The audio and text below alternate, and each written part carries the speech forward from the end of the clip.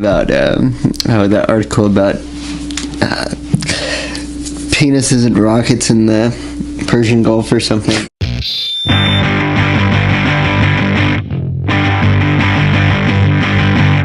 And just goes like into this like throbbing like massive dick. So it's pretty fascinating. So real quick, how many more movies do you think we need about Steve Jobs? I'm gonna say to fully capture the man, right? Like we get to cover every possible revisionist angle. Yeah, see, that's the thing. We've got to get the good ones out, and then we got to get the ones where maybe he was a bad dad, and then he was a bad dad. And then we look at him from the perspective of he was a father of technology, and therefore not a bad dad to people beyond his children. Yeah, except for the fact that by all accounts of people that knew him, he was a shitty person. Well, that's the thing. Like a terrible. How many times have good people made impact on anything that I can think of in history? Granted, not to say that there aren't weird outliers on that, but mostly it's shitty people that seem like they get shit done, which is depressing. So. Yeah, I suppose. Yeah, I get where you're coming from. Not to say that's a good thing, but to say it is a thing. It is certainly a thing. Yep. How funny. I think we need at least, like 3 more. 3 more? Yeah. What are your 3s going to be about? Steve Jobs. Well, yeah, I understand that. But which aspect of his life are you planning on tackling with these opuses? Opie? Are they Opie?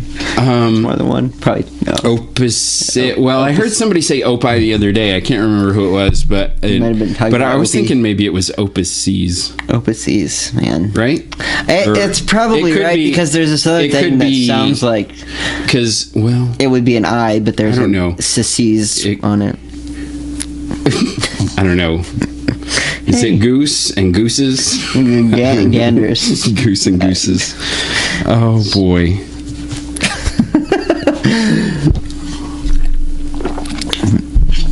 Oh, man. Are we going? Is this going? Oh, yeah, we're fucking live. We've been live for a little bit. Shit. I know. I thought we were sound checking this one. I've got some things to talk about if we're live. Are we really live? Yeah, we're recording. Okay. Well, there's. I'm going to include this part into the live. I'll probably include like the opening bit about Steve Jobs. Steve Jobs. And all right. Maybe some sound clips and whatnot. Fair enough. Okay. Well, so I have a couple things. This is more carryover from last week. So a couple like corrections. Oh, you have some corrections. Whatever we want to talk about. Yeah. I was talking about that. If I had gone back and looked to see, then you probably would have some too. Then I would probably. I replayed that shit over in my head like nonstop for the last like 2 weeks. So the 3 that I came up with after that. So we talked about that guy. I mentioned a Dewey something from Texas that was a populist or whatever, which was absolutely not the case. His name was Huey Long. He was from Louisiana, and he was a populist. He was assassinated. He was Louisiana governor from 28 to 35, and he had like the Share Your Wealth program, Every Man's a King program. He had like millions of people listening to him, and I think he had like 25 million listening on his radio broadcasts every week. But anyway, that was just a quick correction on that because I mentioned that and you didn't know who I was talking about. Yeah, I did not. And part of the reason you didn't know Still what I was talking about kind of foggy is because I had the wrong name. But aside from that, that's who that is. So everyone should check that out. It's actually a really interesting story. We should probably talk about that sometime. But does look at some of the ideas of what an agenda of a person who is a populist, everyman champion, how much is actually what they're saying true and how much of it is using the public to further goals. And with him, it's an interesting question because I see a lot of things about him that suggest that maybe he was trying to change things. Part of him being assassinated seems like it had to do with him trying to change some things. It's real like railing against big banks and everything, which is interesting just because it was so long ago, and we're still dealing with this some of these issues now, which just goes to show that I guess these are things that we don't really change. We get these little like release valves of pressure where we've been building up, where people are unsatisfied, and then someone comes along and they start promising things, and then they end up getting killed, or they end up getting discredited, or they end up doing nothing once they get power. Yeah. And we just sort of blow off the steam there and then move on for a little bit. But yeah, do you think well, I don't know, my thing recently has been to think about how more and more it seems like as with like economic change or with like policy change, sort of toward the more populist end of the spectrum. Recently, it seems as though there's sort of a critical mass, I guess, where you get things like the Black Lives Matter movement, and you get things like for the first time we have a serious like socialist Democrat running for president, and he's got huge amounts of support and things like that. In fact, more than I even realized, quite honestly. Like some of the movements lately, and after the debates were actually pretty heartening to see. So yeah, I've got hopes.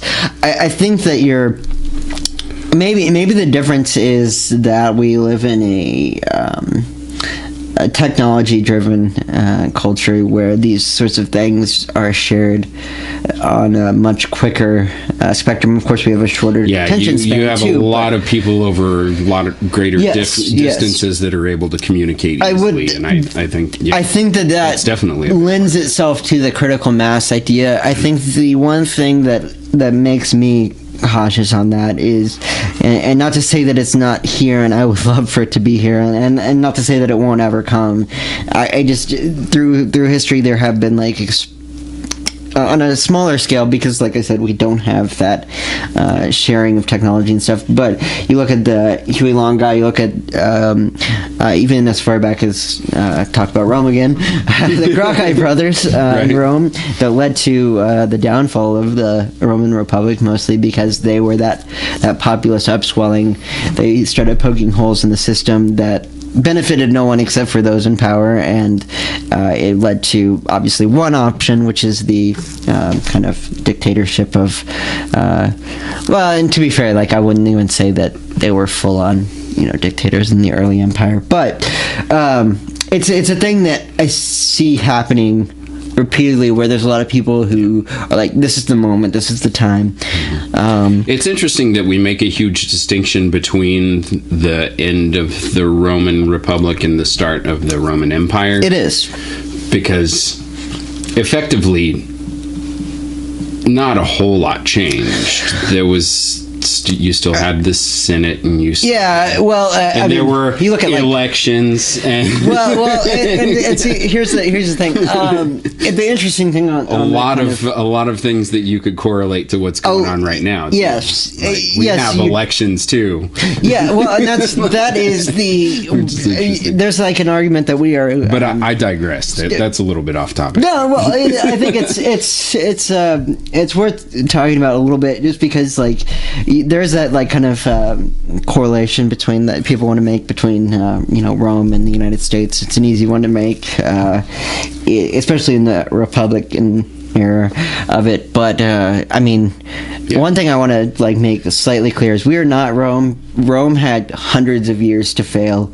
We have been doing this shit at a breakneck pace since like we pretty much moved from well, and I mean you could probably trace that back to many points, but once we moved away from like the isolationist era into our more like empire but not an empire era, I think that there's been a lot of changes to like military and how we've managed that, into foreign trade policy, which we will get to, of course, with our main topic of today. We're just not doing that at the moment. We just haven't gotten to yet. Yeah, I would say like there's a lot of similarities from the fucking podcast. We make the rules. You're goddamn right. There's a lot of similarities between like the oligarchical era of the Republic to the Augustan Caesar era, but you did have a guy in charge who basically made the Senate, while they were there, more or less, they were like kind of like a wink nod, you're still in power, but we all know where you're not really in power, but you have the prestige of being there, which we do actually have with our Senate kind of today, because I don't know of much that they've done or want to do. It seems like there's some discussion to be made on that probably at some point. Yeah, but there's a couple of people. Yeah. I think there's a few people in there. I think literally a couple of people that I know of that are actively working on a populist sort of ideology. Well, I mean, I would almost like, and there's a few. Well, people I mean, on a populist on ideology that follows the populist, like an actual populist, not like let's pretend like this is populism. Yeah, and say everyone's involved. Because I don't think a lot of people really want you to destroy their unions. Well, no, and that's the thing, like, and I mean, that is a patent tactic to use, is you get people that are upset, you find someone who is willing to play to that upset feeling, and then run on that upset anger, and then take that upsetness and turn it into absolutely no difference, or worse difference. I mean, let's see, what's the tagline? Yes, we can. Yes, we can. Yes, we can keep things mostly the same. Basically the same. Because why would we want a difference? As a ruler, putting ourselves in that mindset of the people, it's a system that takes care of itself, and it's hard to change that system. Yeah, it's a bureaucracy that if everyone in the Senate and the president died tomorrow, the bureaucracy would still keep rolling. Absolutely. And it's basically unchanged. Yeah, no, it's my kind of opinion on these things is that most of the time the people involved that we blame for certain things and get that like scapegoat status. Not to say that they aren't destructive, but it doesn't matter. It's they're cogs in a wheel. Yeah, it's a thing. They are. I almost said cogs in a wheel. Cogs in a wheel. Cogs in a wheel, because that makes fucking sense. That's right. That's right. That's right. Sorry, I didn't mean to interrupt. That's all right. Cogs in a cog machine. Cogs maybe would be the best. in a gearbox. What is the objective other than to continue itself? It's cogs in a machine really wants to be in this podcast. Cogs. This is Delia. Hello, people. She's a delightful. she growled at people. She's snorting in the microphone. Yep. Hopefully, we get a little bit of that cuteness. All right. Anyway, I don't have a babysitter today. I'm sorry. Yep.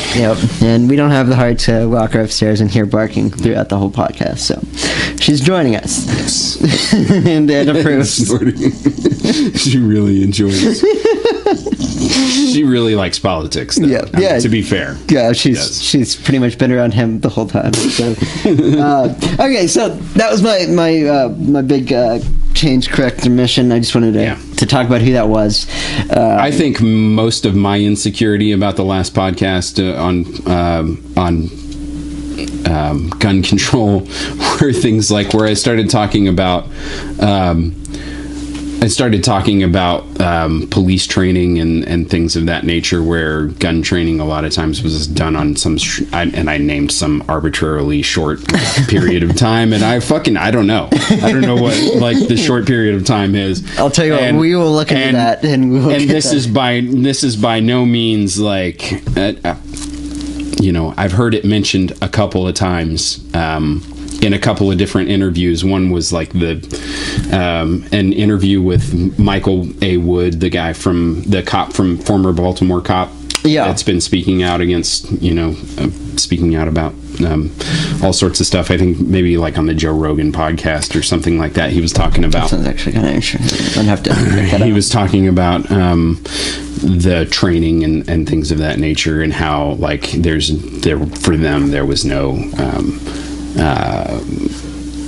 period of or there was no requirement to keep your training up with your weapons and things like that, and there was very short periods of training on other things like conflict resolution, or my favorite one, de-escalation, which is like what cops are supposed to do but don't nowadays. You could de-escalate a situation very quickly. But to be fair, a lot of this is coming directly from that one source, and it's about that one particular police department. So I don't actually I know a few things about a few other police departments that I've looked into, like there was a really great This American Life 2-part series about the Las Vegas Police Department, and how they've started instituting training to deal with the fact that people make snap judgments based on like race and like whatever neighborhood they happen to be working in, and so on and so forth.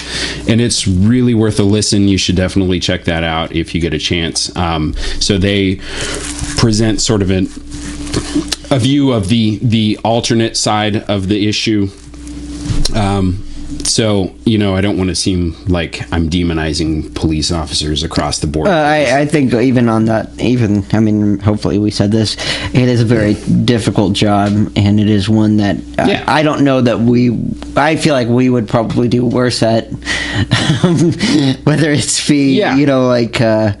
inability to take care of things when things need to be. I would get shot. Exactly. And when you are dealing with a situation where life is in your hands, and also your life is up for grabs, I think that you do need to give. It's a stressful job. A certain leniency, but we also need that we're not preparing people. Exactly, we're not preparing people for them. We're not finding necessarily the right people to be prepared. Yeah, I think the people that want to be police officers a lot of times are people who really want to genuinely make a difference and change for the good. And then there are a couple of people that that get into the field because they want to go crack some heads. Yep. Or even it's like with any other slice of the population, you're gonna get a cross section of all different personality types, and there are assholes in any field.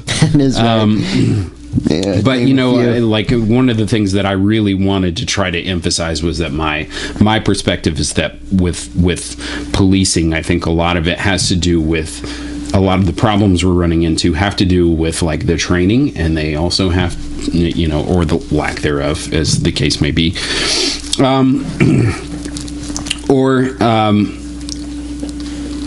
I forgot what I was going to say. Well, I think I will definitely. I want to try to I've read a number of articles as well that have talked about some different places that are making those steps necessary, or at least attempting to correct some of these things. And I think that to balance some of the opinions that we expressed, that's probably a good thing to look at, is that there are people who are taking this as a serious manner as it should be taken. I think at various times I will catch myself being overly idealistic or ideologically liberal on some issues, whereas in real life situations I'm much more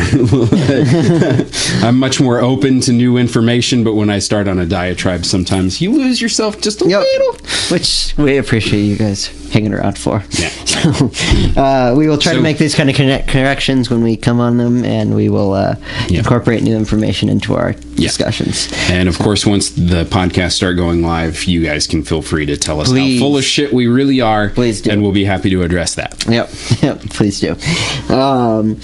There was one other thing from that topic that I thought was really interesting, and something that we're probably not even going to get into today. I just wanted to bring up the concept. We could probably even cut this out. But, I like the idea that you're talking about. I'm gonna keep most of this. Yeah, I know you are. I fucking know you are.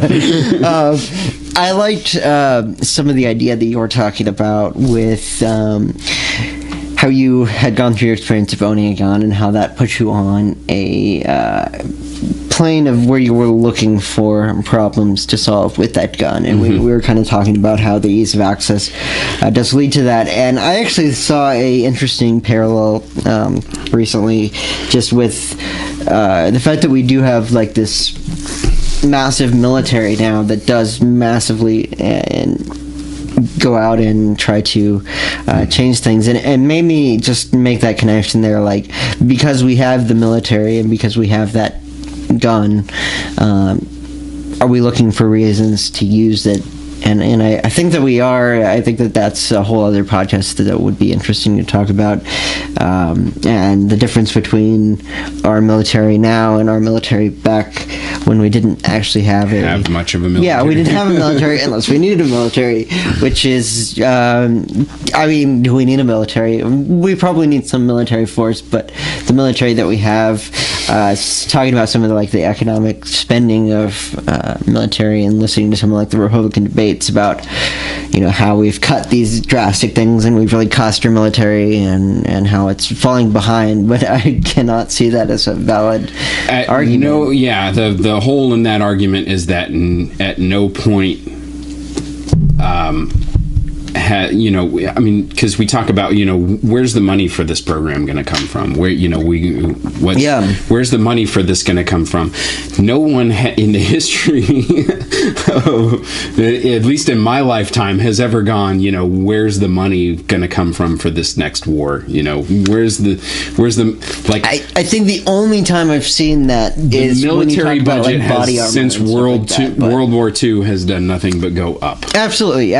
Whether that money has gone to the correct places. I think I'm right on that. Could be bullshit. Yeah, I think I'm right though. I think that I mean, you taking into inflation into the matter, I don't know. It'd be something we should check on probably. Yeah. But I know that even in World War II, we didn't have that big of a military until we went into it. Yeah.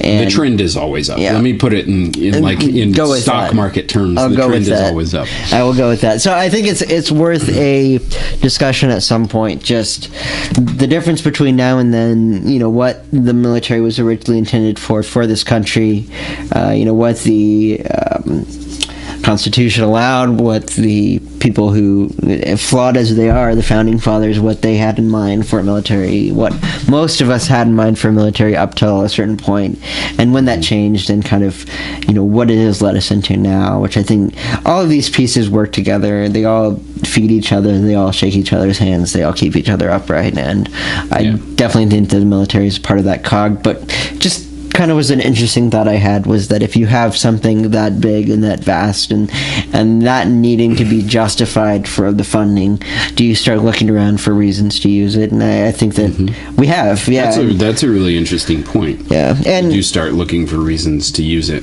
Yeah, and we have, and we've also stopped declaring war, which is interesting too. Like, we don't have wars like we used to. We declare war on abstracts. Yes, that is absolutely right.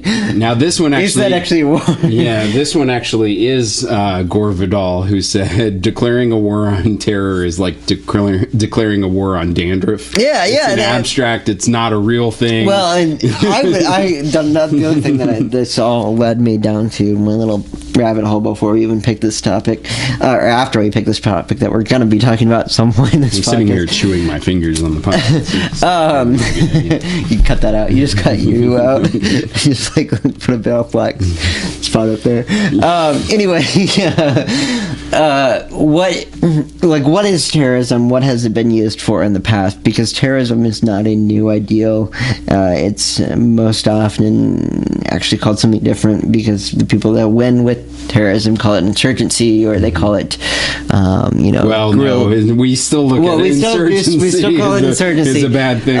Well, it didn't used to be a bad thing. That's the thing. When we were fighting against, Britain in the American Revolution, we used horrifying guerrilla tactics that at the time were considered terroristic, and we didn't, and we won, and that was an uprising. That was a stand for right. But we got to write the history. That's books. Precisely the thing. So I think it is also an interesting idea to take a look at And not to say that terrorism is not in any way we at some point I want to should support. probably cover a lot of the myths that are associated with the American Revolution as well. That would be a pretty good interesting thing. topic. Like, the fact that we wanted to establish a democracy and like the world's first democracy, which it wasn't. I think that is for certain it wasn't. Nor is it actually. It wasn't democracy anyway. This is a Republican democracy is a sub branch of democracy. We can get into that. So,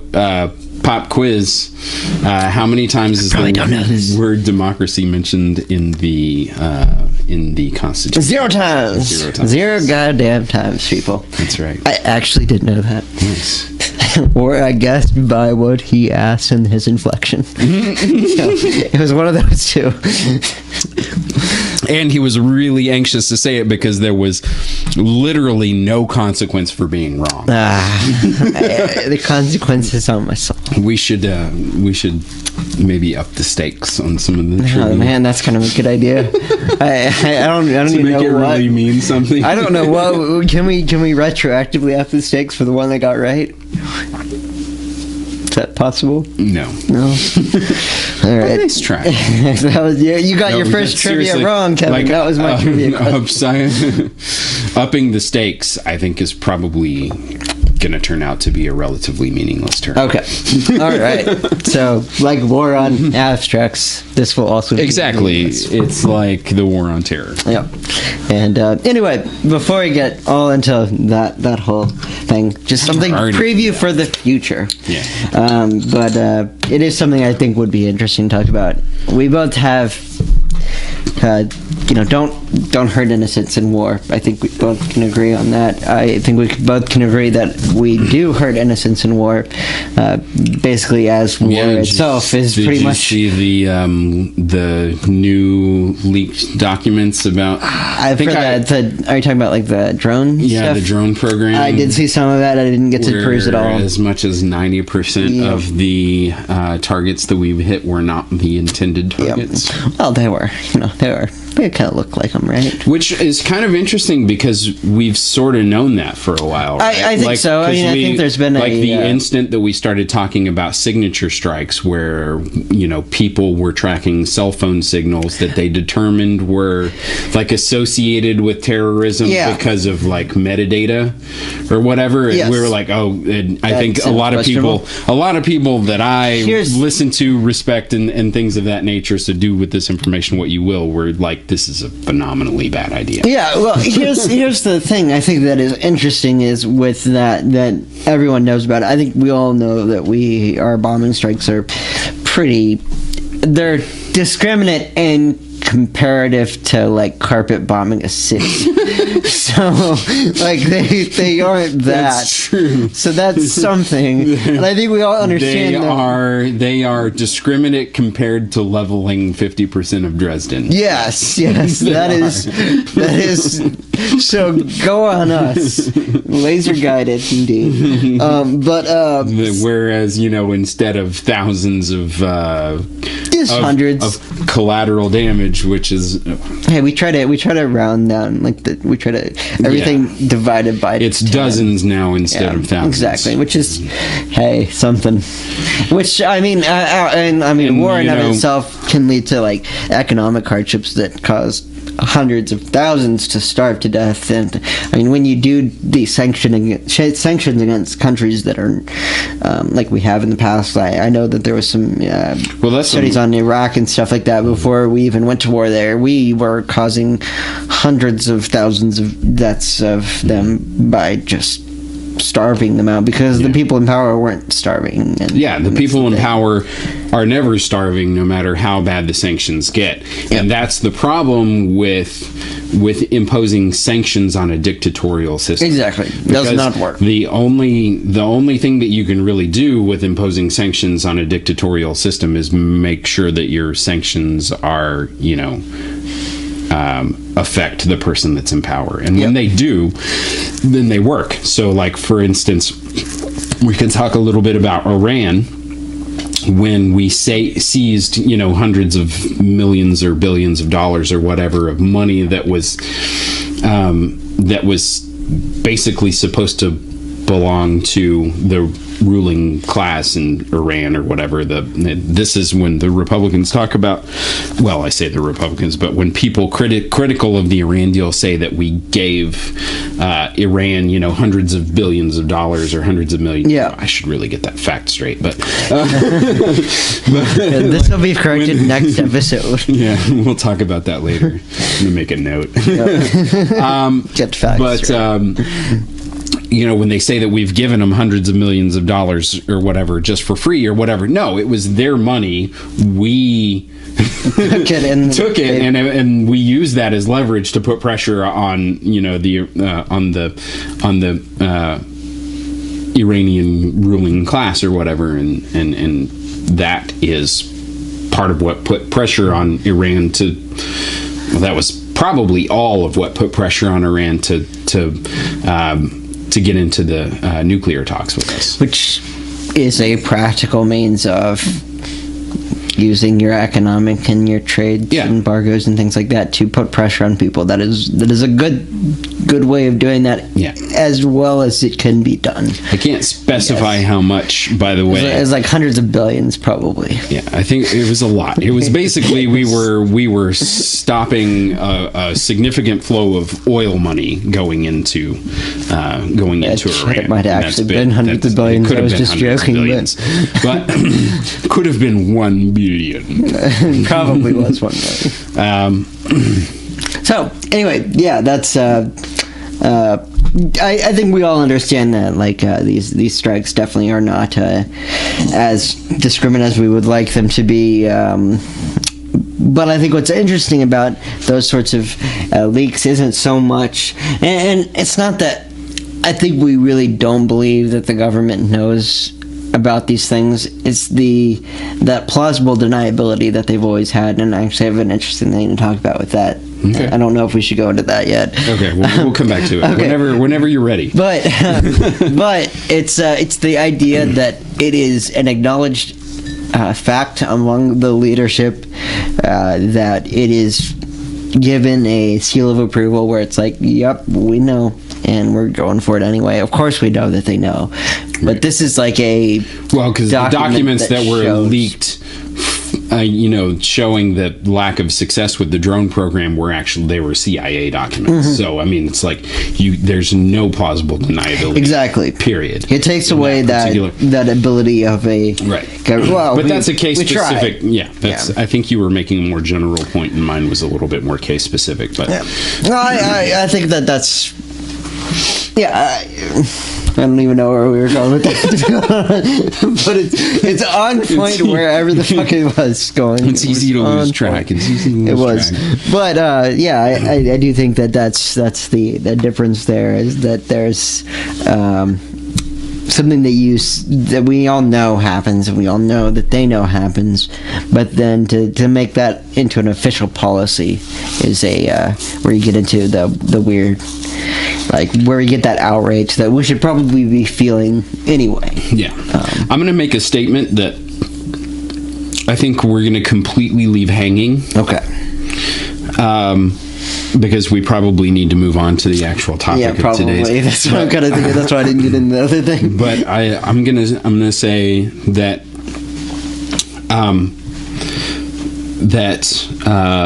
the drone program is sort of the factory farming of war.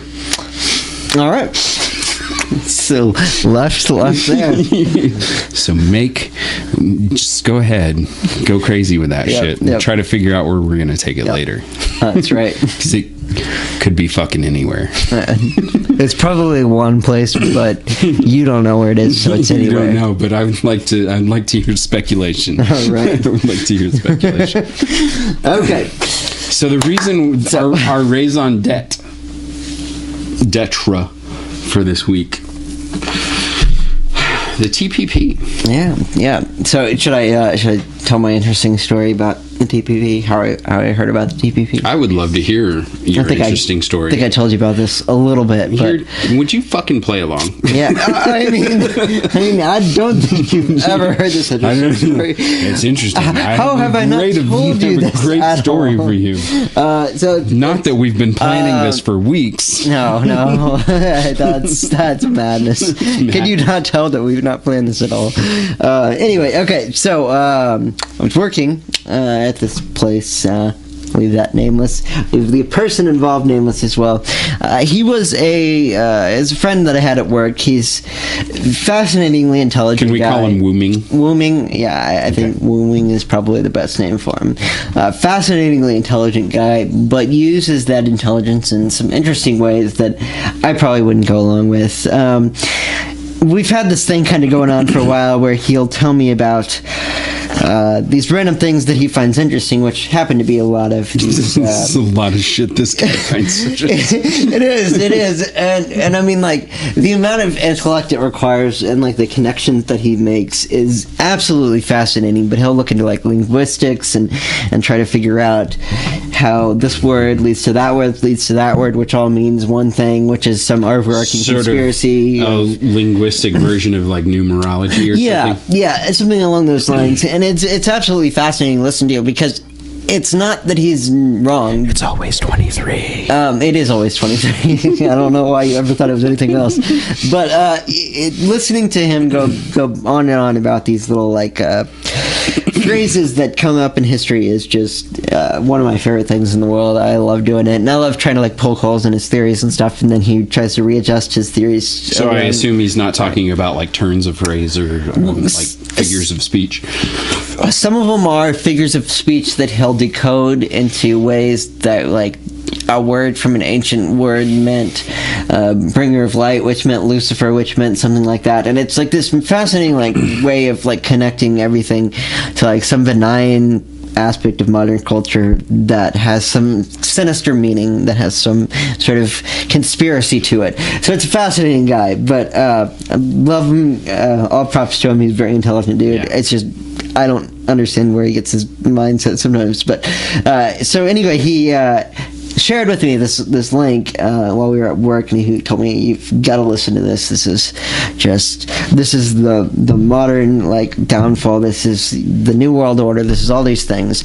Go to this link, listen to it, and then we'll talk about it later. I went to the link. It was your typical, I guess, aren't they ever typical? But I guess they've got like their own little like craziness to them. But of your like podcasty / news service of one guy in a basement basically railing about the government and how the new world order is taking over, sort of like Illuminati's on everything, sort of like this, and that's crazy. but yeah, basically. So maybe we shouldn't throw stones in this class. Not that throwing stones. Yeah, you know what, dude? Fucking throw the stones, break the shit down. Break the shit. I say we'll pick up the pieces. I like that. Anyway, so he goes on and on. This typically like dark lit, one spotlight on the guy's face, very like just like. Are you talking about stuff they don't want you to know? No, it's not that. It's not that. I mean, this was like something. I love that podcast. Yeah, this was something that was so like obscure. I can't actually think it was an actual podcast. It was more just a guy's like YouTube channel, and I don't know what it was called. I'll have to try to see if I can find it because it was a fascinating listen. But he was talking about how Emperor Obama is going to take over the world. Emperor Obama, and the way that he was going to take over the world was the TPP and all these sorts of trade agreements. Well, he better fucking hurry up because he's only got a few months left. Right. So the interesting thing was he listed I would say like 9 or 10 things that sounded like crazy conspiracy theories, and I dismissed them out of hand. Of course, he took them and ran with them to the absolute utmost extreme. Give me an example on that. How basically all our governments were going to lose sovereignty to the corporate conglomerate, and Emperor Obama was going to be in charge. Sounds crazy. Interesting. Sounds fucking bafflingly crazy. turns out is not that crazy. It's actually not far off the mark. All these things that the TPP I should come clean a little bit. I've been following TPP for a really long time because and this was my first experience with this one. But I think I probably heard about it for the first time earlier this year, and when I say earlier this year, I want to say it was like maybe springtime this year, so somewhere in like, you know, March or April or something of that nature. That may not be 100% accurate, but yeah, that's like right. From the first moment that I heard about it, I sort of did that whole rabbit hole thing too. Yeah. And it's a fucking rabbit hole. It is, and that is something that we have discovered as we've been looking into it. Obviously, Kevin knew about it. I knew a little bit about it. Tried to teach myself some more recently, and yeah, how's that been going? It's a fucking dense topic, man, and I hope you've learned a little bit more than I. That like you can bring something to this that I can't, because I think maybe we can both collectively bring something to it. Yeah. So that's something. I will say that it is, without a doubt, it is the conspiracy theory like nightmare, but you strip away all like the running with it and you get to the heart of the matter, and most of the shit that I was hearing about is at least so close to the mark that it is frightening to me, and it is the fact that we don't take that seriously, the fact that we don't, if we know about it, we don't take it seriously, and the fact that it is these outlier demographics that are hearing about these things and paying attention to them and giving them the weight that they should, maybe not for the reason that they should, because I don't think that it is the New World Order. I don't think that it is an Illuminati. I do think that it is a trend that we have towards giving conglomerates more power and more privilege than we do a citizen, which is something that we've talked, me and you have talked about before. Is I think we kind of closed the last episode on the podcast a little bit like that, when I sort of was talking about how the influence of the NRA and the influence of gun manufacturers on policy in the country, and basically like I kind of left a little cliffhanger that wasn't really suspenseful at all about at the end of the last podcast about, you know, when 80 to 90% of the American population would like to see some sort of reasonable measure of gun control. Yes. And we can't even seem to have a reasonable discussion about it. That we've sort of, that's a pretty clear indication that we've lost our democracy. That our democracy doesn't mean exactly what we thought it did. Well, exactly. We've talked about, I think we even talked about that it was the outliers with the time and the money to devote their whole lives to spreading just whatever extremist view. Those are the people that you hear from, because those are the people who have time to talk about these things. Yeah, we call them demagogues. Yes, we do. Yes, we do. Because they have a rigid ideology that they would like to mold reality to conform to, but in fact, reality does not conform. And sometimes I don't even know sometimes whether these people believe what they say or whether they are playing the card of appeal to the extremists, because the extremists are the one that have time to pay attention, and the rest of us, you know, just get so fed up with the discussion to begin with that we don't even want to talk about it anymore. And I think that maybe is more the case. Not that I don't think that there are these extremists that really believe what they think, but it seems like sometimes like a game to be just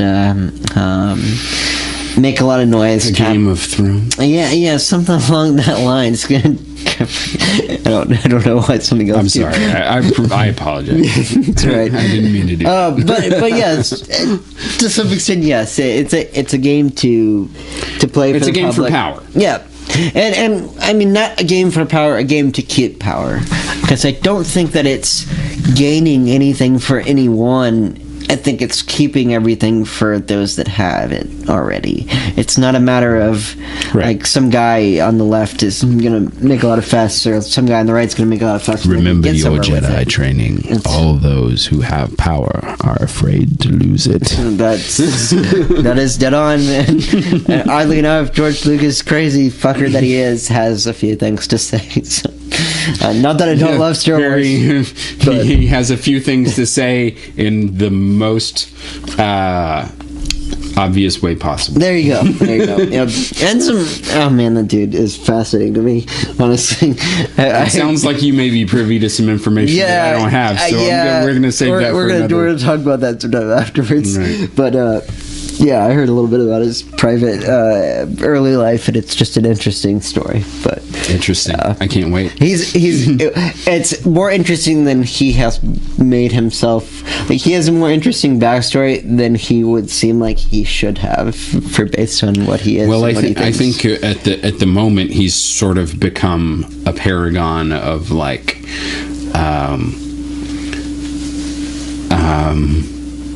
Suburban normalcy. Yeah, no, that's exactly it. It's normalcy might be too nice of a word. Maybe what's another word for like mediocrity? Success in mediocrity, though. That's the thing. Is it's wildly rich mediocrity, I guess. Selling the thing that meets that is literally in the middle and without challenging anything, I guess it's a way to make the bucks. Okay, so let's talk about what the TPP is. Yeah, we probably ought to cover that, because I think that there's, every time I put something on, like, it's a hard thing to define. I've been trying to put things about Facebook or on Facebook about, you know, my thoughts on the TPP and all this sort of stuff. And every time I do, it get like nobody knows what the fuck I'm talking about, or like because my views on this particular subject are so critical of Obama, because this is his baby, right? And I think this is probably gonna go, like, if the Iran deal took Obama up to a respectable status, which it did a little bit.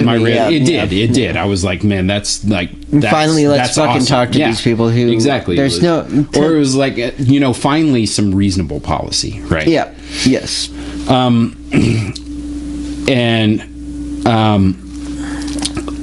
But then there's also, you have this dark underbelly that is the Trans-Pacific Partnership, which is his baby. And I've heard from a number of different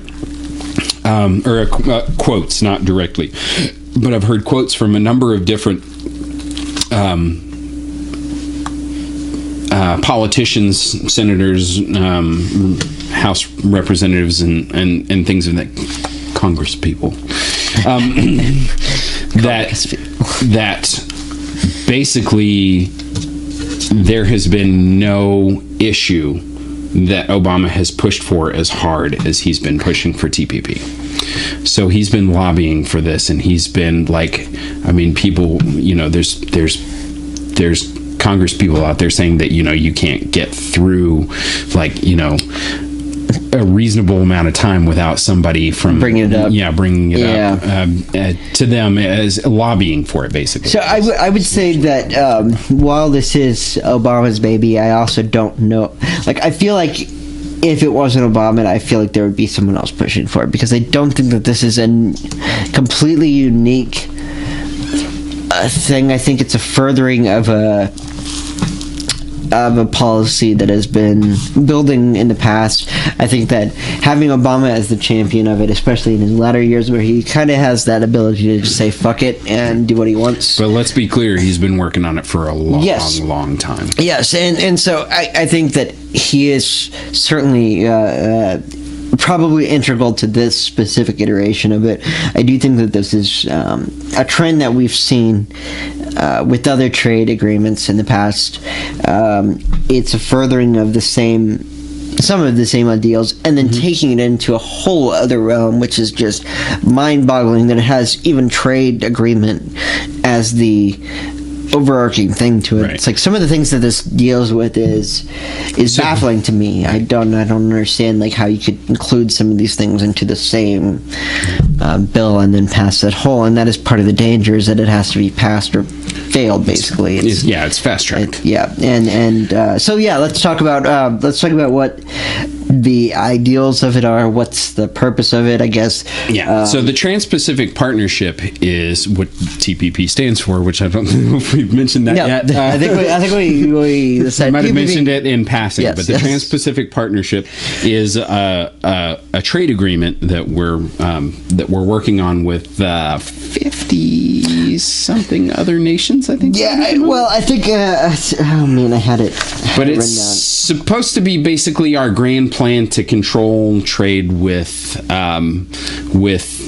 most of the, if not all of the Asian nations. Open up trade to allow for it and I want to get free something market democratic. I want right. I want to get something out of the way. I am not anti-free trade. Yes, no. Okay, so like we talked a little bit earlier before the podcast about free the whole free trade thing is sort of free a market, myth. Or free markets are sort of a myth, because there's never been a free market. There's no plan to have a free market, and to some extent that's a good thing, and to some extent it's a bad thing. To some extent it's a good thing, some extent it's a bad thing, but you probably wouldn't want to live in a completely free market. Yeah. A lot of the aspects of our economy are not market based, so the idea of a free market doesn't necessarily always make sense. So I can think of some examples. I can think about derivatives trading, which is the derivative market right at this moment has absolutely nothing to do with any consumer anywhere. It has to do with Citigroup, JP Morgan, and Morgan Stanley. And currently, by the way, the fun little fact for you, so I can seem like a total fucking asshole right now. Do it. The derivatives value worldwide right now is estimated to be at $700 trillion. That sounds like, which is 10 times the value of the world economy. I was gonna say that sounds like magic. Like it sounds like it is magic. Hey, let's pretend like this is a number. It is magic, because that is profit that banks have that does not exist. Yeah, but that at the same time makes them wildly wealthy. Yeah. So and has the potential to crash our economy 10 times. Well, almost. I mean, I don't want to say like certainty, but I would say that with some degree of with a margin of error. Yeah, I would say that it will, because it will, or it would be part of like these trade agreements. Makes me wonder if that's not part of the thing, is to try to continue these things. But these are things that like I've seen in other like historical examples of, and I've got to look these up and tell you about them. So I will make a corrections on this one. But these are not new problems. The taking away of like gold standard or whatever, your actual like fundamental, this is money, this is not money. Right. Moving away from that has a progressive leaning towards these sorts of issues. Granted, now we've gone into a global economy where we've got the internet, we've got these fast moving things, we've got magic numbers like 700 trillion. So obviously these are problems that are expounded by these other situations, but these are also things that have felled many governments in the past, and will probably be a problem for us at some point, I would say. Margin of error, unless we do something about it. Which do we? I don't know. Yeah. So Dan anyway. Carlin has that really great sort of diatribe about the whole issue. If you're a company and you'd like for Congress to pass some sort of piece of legislation about, that that basically the populace would be really uncomfortable with, yes, or would find completely ridiculous or if you haven't outrageous. Heard this, you should go listen to it because it's pretty fucking great. Yeah, check out Dan Carlin's Common Sense podcast. Yes. And this one is titled The Illusion of Control. The Illusion of Control. Yeah, that's right. Yeah. Anyway, go ahead. But yeah, it was so how do you pass a piece of legislation without, or that the population is at large is going to be basically against, do you guys know? And so you gotta keep it secret. You gotta keep it secret. Like you have your one option, which is to start sort of a campaign to change hearts and minds, which doesn't happen, or whatever. Or the best way to do it is to make sure that nobody knows about it. In fact, I would say you don't change hearts and minds until the secret's out. Usually, seems like to be the case, and that's not even. So that's like a Band-Aid solution. It seems like, but anyway, go ahead. So that seems an appropriate place to start talking about secrecy in the Trans-Pacific Partnership. Okay, so the reason why we don't hear a whole lot about the Trans-Pacific Partnership right at the moment, as far as the what I ascribe it to anyway, is that the trade documents themselves are actually restricted from public view. Yep. So there's lots of really crazy restrictions that people have when they go to look at the Trans-Pacific Partnership. So we have a copy of the document in Washington. And by all accounts, I've heard numbers anywhere from 20. The WikiLeaks documents mentioned that it's 20,000 pages long. There's been some other podcasts and news sources that I have seen where they refer to it being 30,000 pages long. It's a big document. It's a big fucking document. And the only people that have access to it within our government are, well, I mean, like, as far as like, how do I want to word that? So, okay, so our politicians, like if you're a member of Congress, or if you're the president, or if you're a member of the government in some capacity with the appropriate clearance, you can actually go in and see the Trans-Pacific Partnership, and you can read it. It's totally free or whatever. But you go into basically a locked vault that contains the document as it stands at the moment, and you can't take any writing utensils, you can't take any paper, you can't take your cell phone, you can't take a camera, you can't leave with any information about what is included in the Trans-Pacific Partnership. There are a select few of people, however, that do have 100% free access to the Trans-Pacific Partnership. However, do we know who those people are? We do know who we don't know exactly who those people are because their names are secret. we know who what they are. We know who they represent. Yes. So they represent multinational corporations. And that is what is at the heart of the TVP, really, is that we are... Well, the reason why they know all what's going into the Trans-Pacific Partnership is because they're writing it. Yes, because that is your... Well, you look at who has benefited most by this, and this is an interesting topic. Most trade agreements in the past have been, at least on the surface, I shake your hand, you shake my hand, we'll take care of each other, Right. It's good for us, it's good for you. Right. That's the principle of what countries operate by. We are now entering into a phase of trade partnerships and really legal standing and all sorts of interesting auxiliary situations where that is not necessarily the case. That was a fairly convoluted right? Auxiliary situations.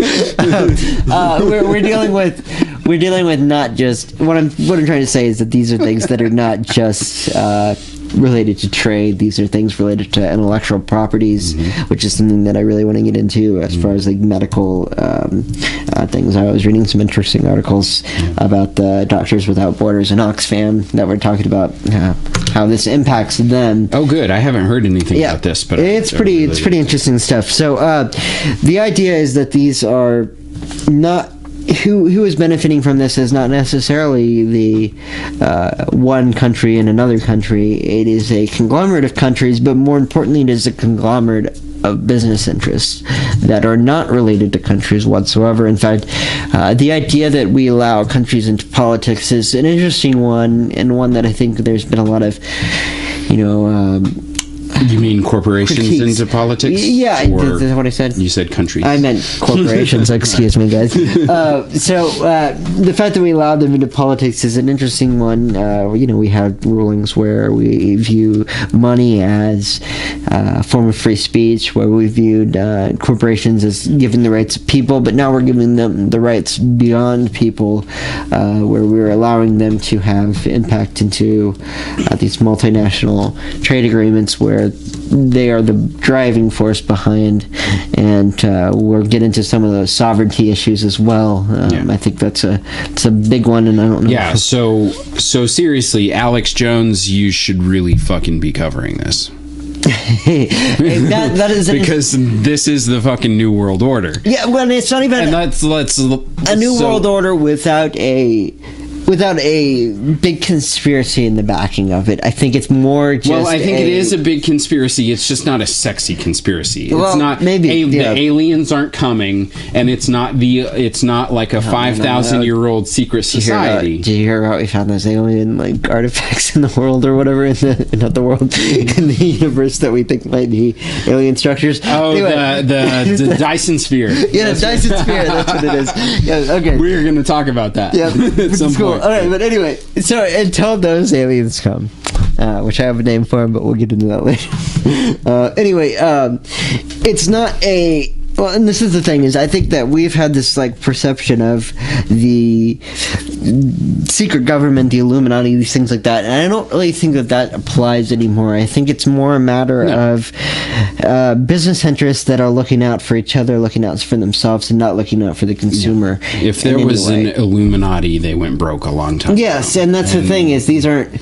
Or they were supplanted by... These aren't machinations. Yeah, this isn't Bohemian Grove. This isn't, yes. I was gonna say it's not what's that hotel? There's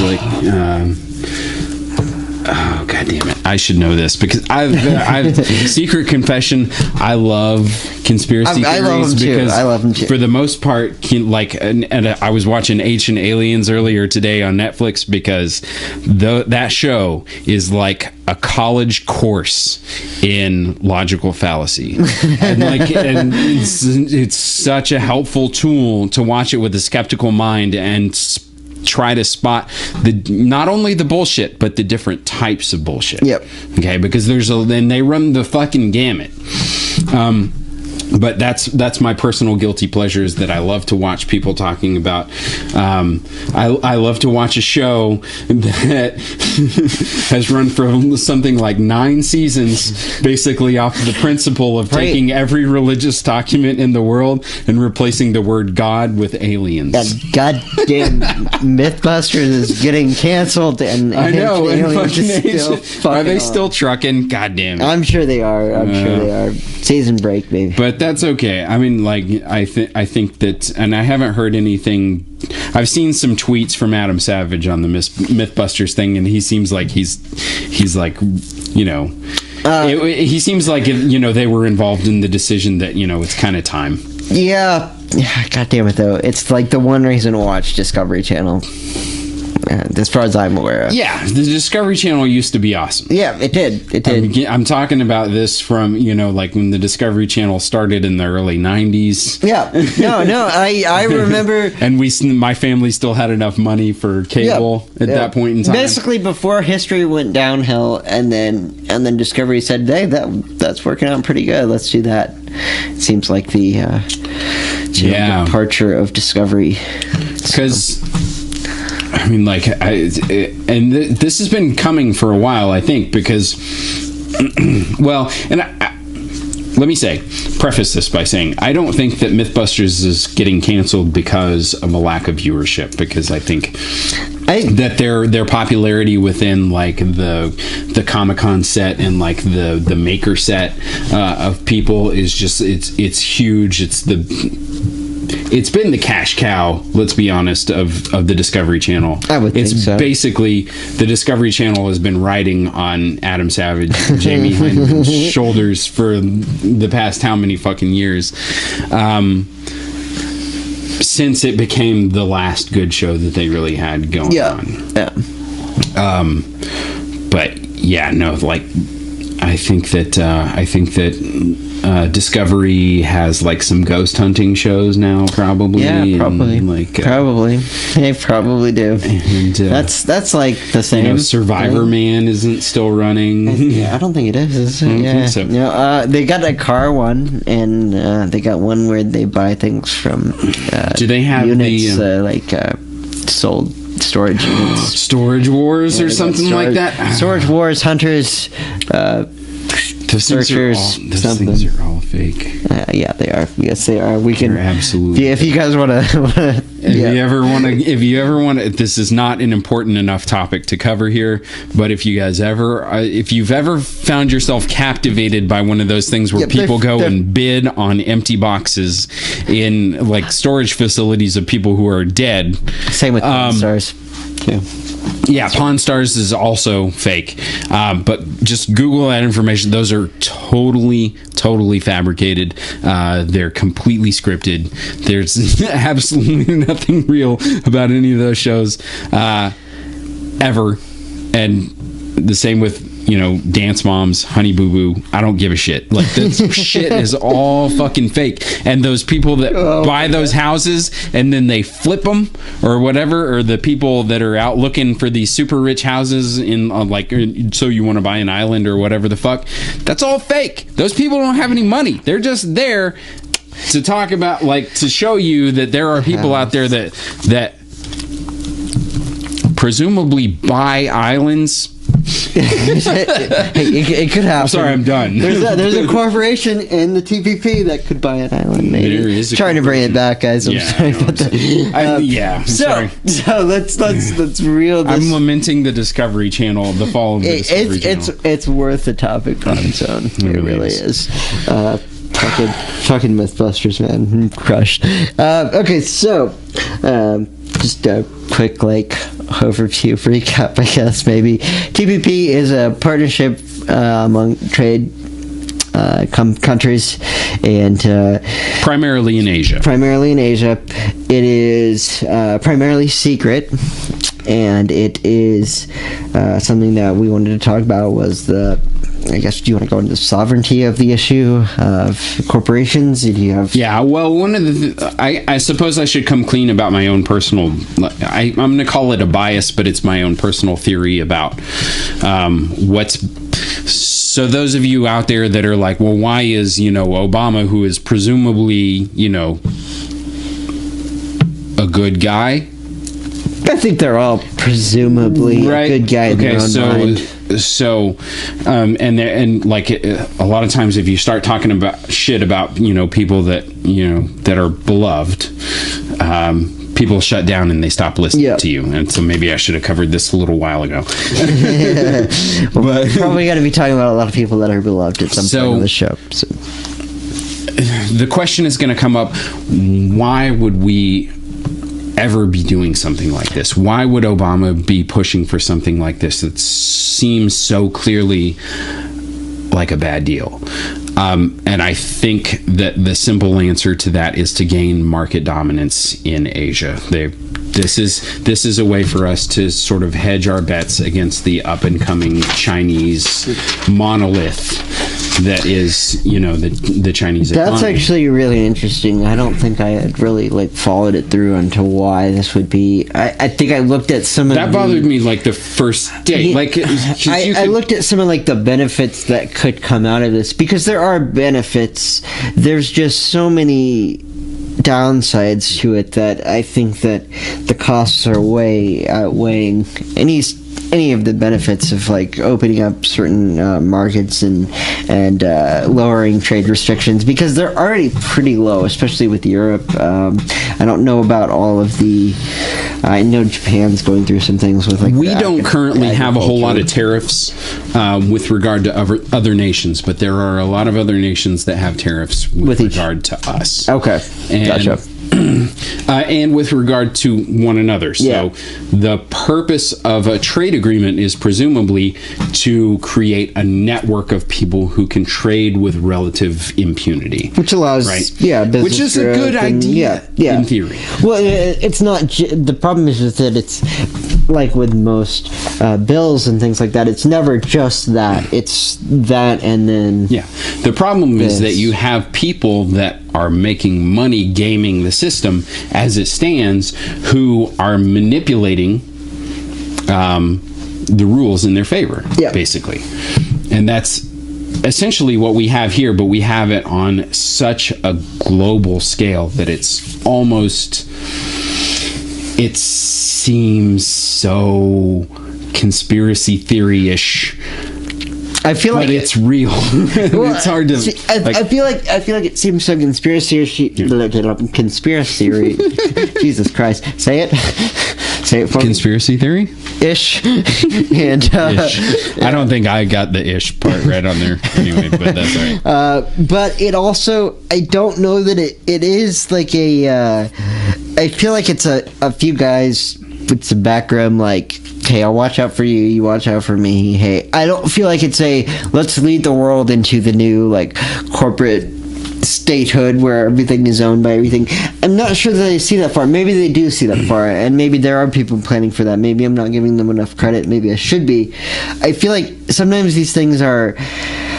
It's about making money. It's about extending your influence beyond what you already have, which is very considerable. It's about extending it into markets that you did not have availability to before these sorts of agreements went into effect.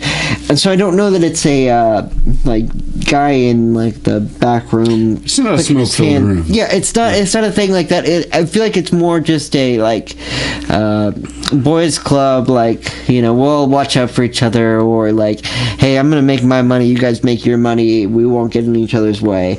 And unfortunately that leads to what we've got now, which is just the thing is, I think it's taking everything into account with economics except for the consumer of the product. I think it's so far removed us from the process the worker. That and the worker which, absolutely. Yeah. I mean, okay, so I think we've been dancing around this for a little bit, but like getting into some of the sort of issues, we've mentioned sovereignty, we've mentioned intellectual property, and I think those are probably the two biggest areas where people have a lot of problems with it. So why don't we talk a little bit about the sovereignty issue?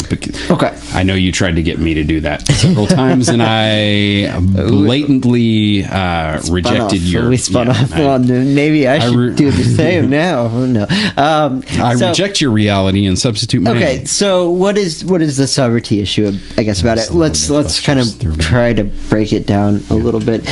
Up till now, states and countries have been the dominant force, I guess, in the global politics, with the supranational groups of, I guess... Supernatural group? No, supranational. Okay. Supra, maybe they call it supra, I don't know. Supranational, to make it not sound like Supernatural, the TV show on WP. Anyway, that's not a thing. That's as imaginary as the magic number. Anyway, up till now, those have been the general considered highest... Another beer? Yes, I do. Highest agreed upon player in the world stage. You've got your individual countries, or oatmeal or copperhead. Oatmeal. Fucker. You wanted it, didn't you? I did. God damn it! This is how the free market works, Kevin. I take it because it's mine. I did offer, so I was. That's right. I recognized the possibility that you would take the one that I wanted. Although I had thought that I had brought down another Oktoberfest instead of oatmeal. Fool. Copyright. So you've got these. The TPP is extending the. I guess what you would consider, what is considered the sovereign nation into a corporate. It's extending that corporate personhood onto a stage that is far beyond what they've ever been on before, at least officially. So how? Tell me how. They're doing it by giving states the rights, as far as I have been understanding everything, by my readings and my listenings, by giving them the rights to call into question practices of individual governments and basically sue giving them. corporations the rights to multinational corporations. Even more is more interesting because a corporation on itself, if it's specifically a national corporation, it's got the. By the way, if it looks like I'm masturbating right now, I'm petting my dog. Yeah, I was doing the same thing earlier. So if that was a question on your mind, I am masturbating now because he is petting the dog. He's masturbating now. I am petting the dog. We will alternate masturbation. Anyway, it just got weird. Yes, it did. Anyway, so up till now, a nation, a corporate identity that is tied to a nation, where the nation's growth itself benefits the corporation, which is what we've mostly had up till recently, where we've had these branching out of multinational corporations that don't have anything to do with the nation that either started them or that they're doing business with. At that point, when it is a national one, you've got the nation's best interest at heart, I guess you would say. Whether you've got everyone in the nation's best interest at heart is another story, but you want it to go... the difference between the state and the people that populate the state, exactly. The populace, the state and the populace. But that's something we've already grown to where we've been apparently okay with, I guess, where we've been okay with that differential. Anyway, so now we are entering into a new thing where the TPP is going to allow corporations to basically,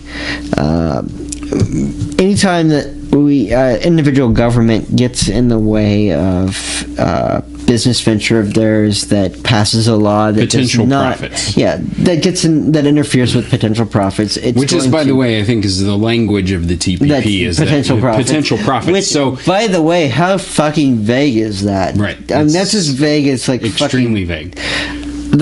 No, man, that is as vague as terrorism is in the the Patriot Act, to be quite honest. Yeah. Well, because you don't have to prove.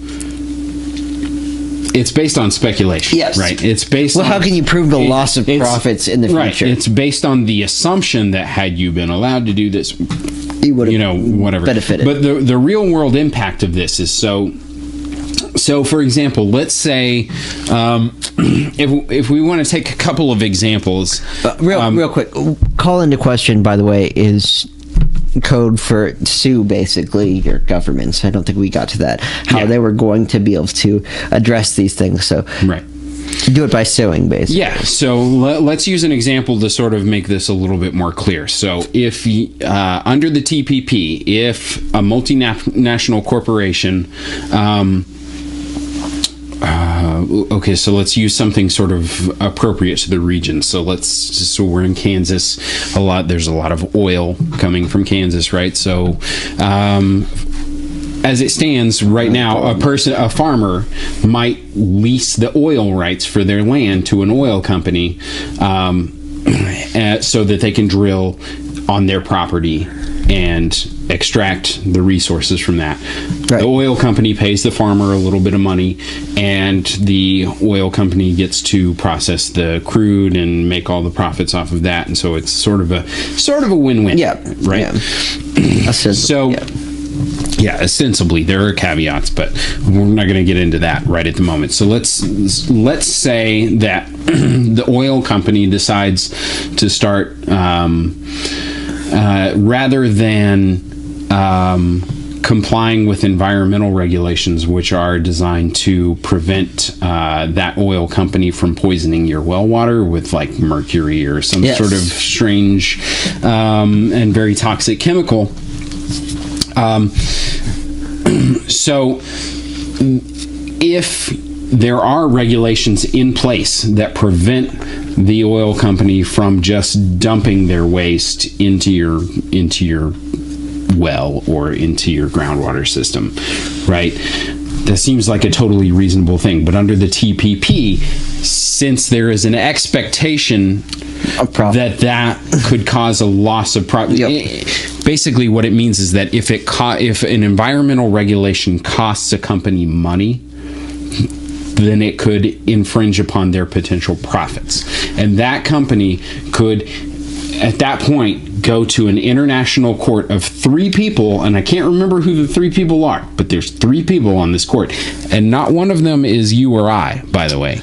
or probably even our president, Senate, or anyone involved in our government. They're all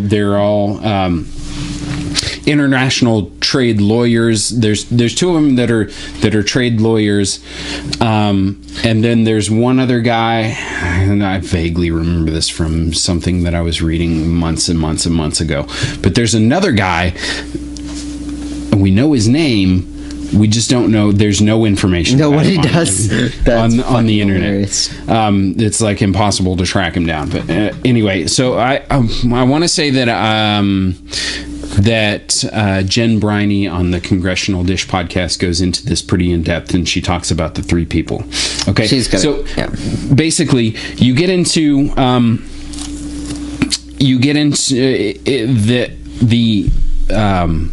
the company would be able to take the case to that international court of 3 arbiters who have nothing to do with your government, have nothing to do with your regulation or anything of that nature, and on grounds that have nothing to do with any of the principles that guide your nation as a country. Can decide that either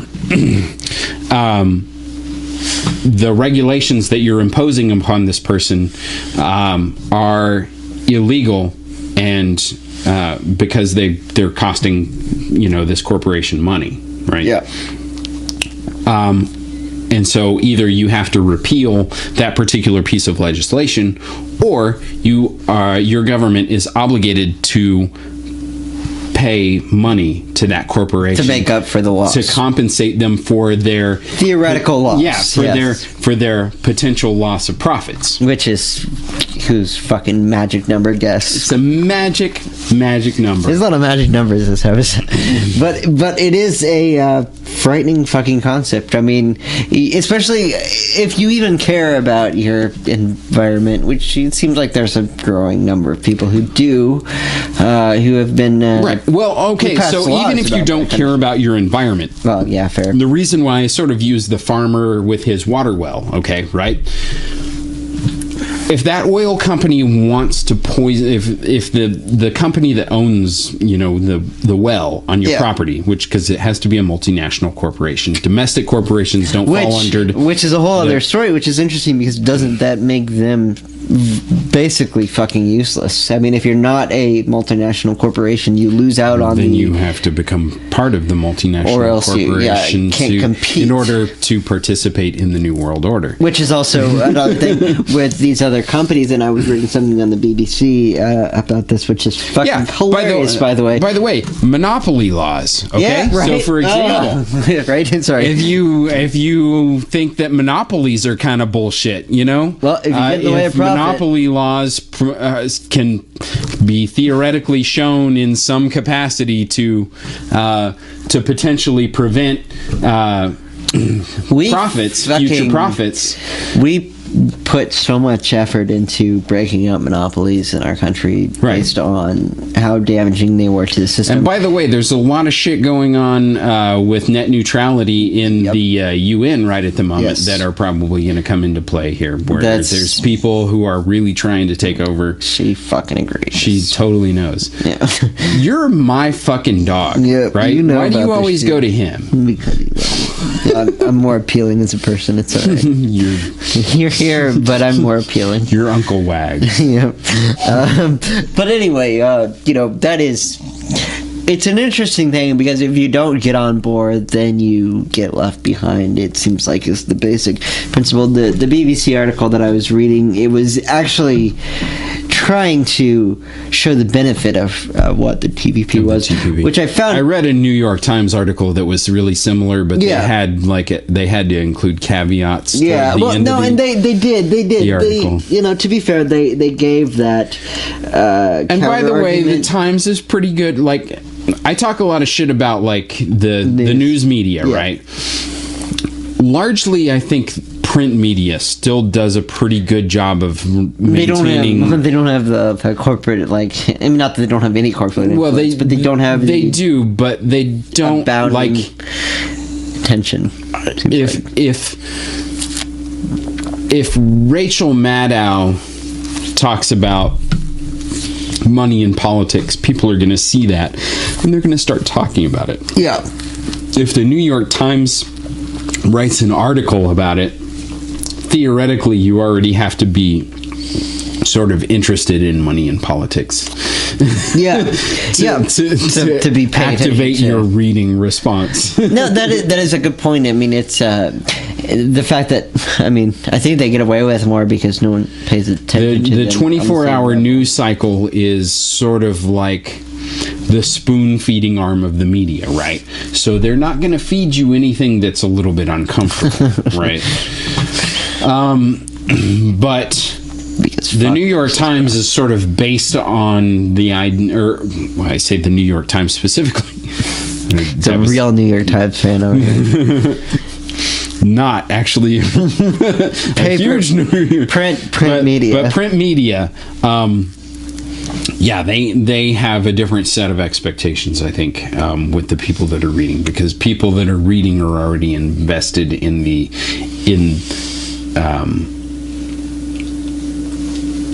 they already have an invested curiosity, right? Which I think you can passively watch MSNBC without really having an interest in anything that they're talking about. It seems perfectly accurate. Hey, I just want to know whether this is my psychological perspective. Why that fucking people get killed all the time. That's all I want to know when I watch news. So. Why people get killed? That's all they talk about. So that's all I care about. Well, sometimes they talk about Malaysian Airlines plane flying into a black hole, and yeah, but I don't care about that. That happened some other place. Or was that was CNN? Wasn't it? Did they really talk about a fucking black hole? Yeah, there was, because we had 24-hour news. Yeah, they gotta fill it. Gotta fill that. They do have to fill it, so they had somebody on there that was talking about. I mean, look how many tangents we've gone onto for however long this has gone onto. If you had to fill a ship for 24 hours, you'd probably reach for a black hole too, which is not a great thing to do. Touche. So basically, I guess, hint, hint, nudge, nudge. Let's get back on topic. Yeah. So. Go ahead, or I go ahead. Okay, so regardless of whether or not you give a shit about the environment, okay? Because we live in Kansas. Let's get real. These motherfuckers don't give a shit. You do probably give a shit about your ability to have a voice and your ability to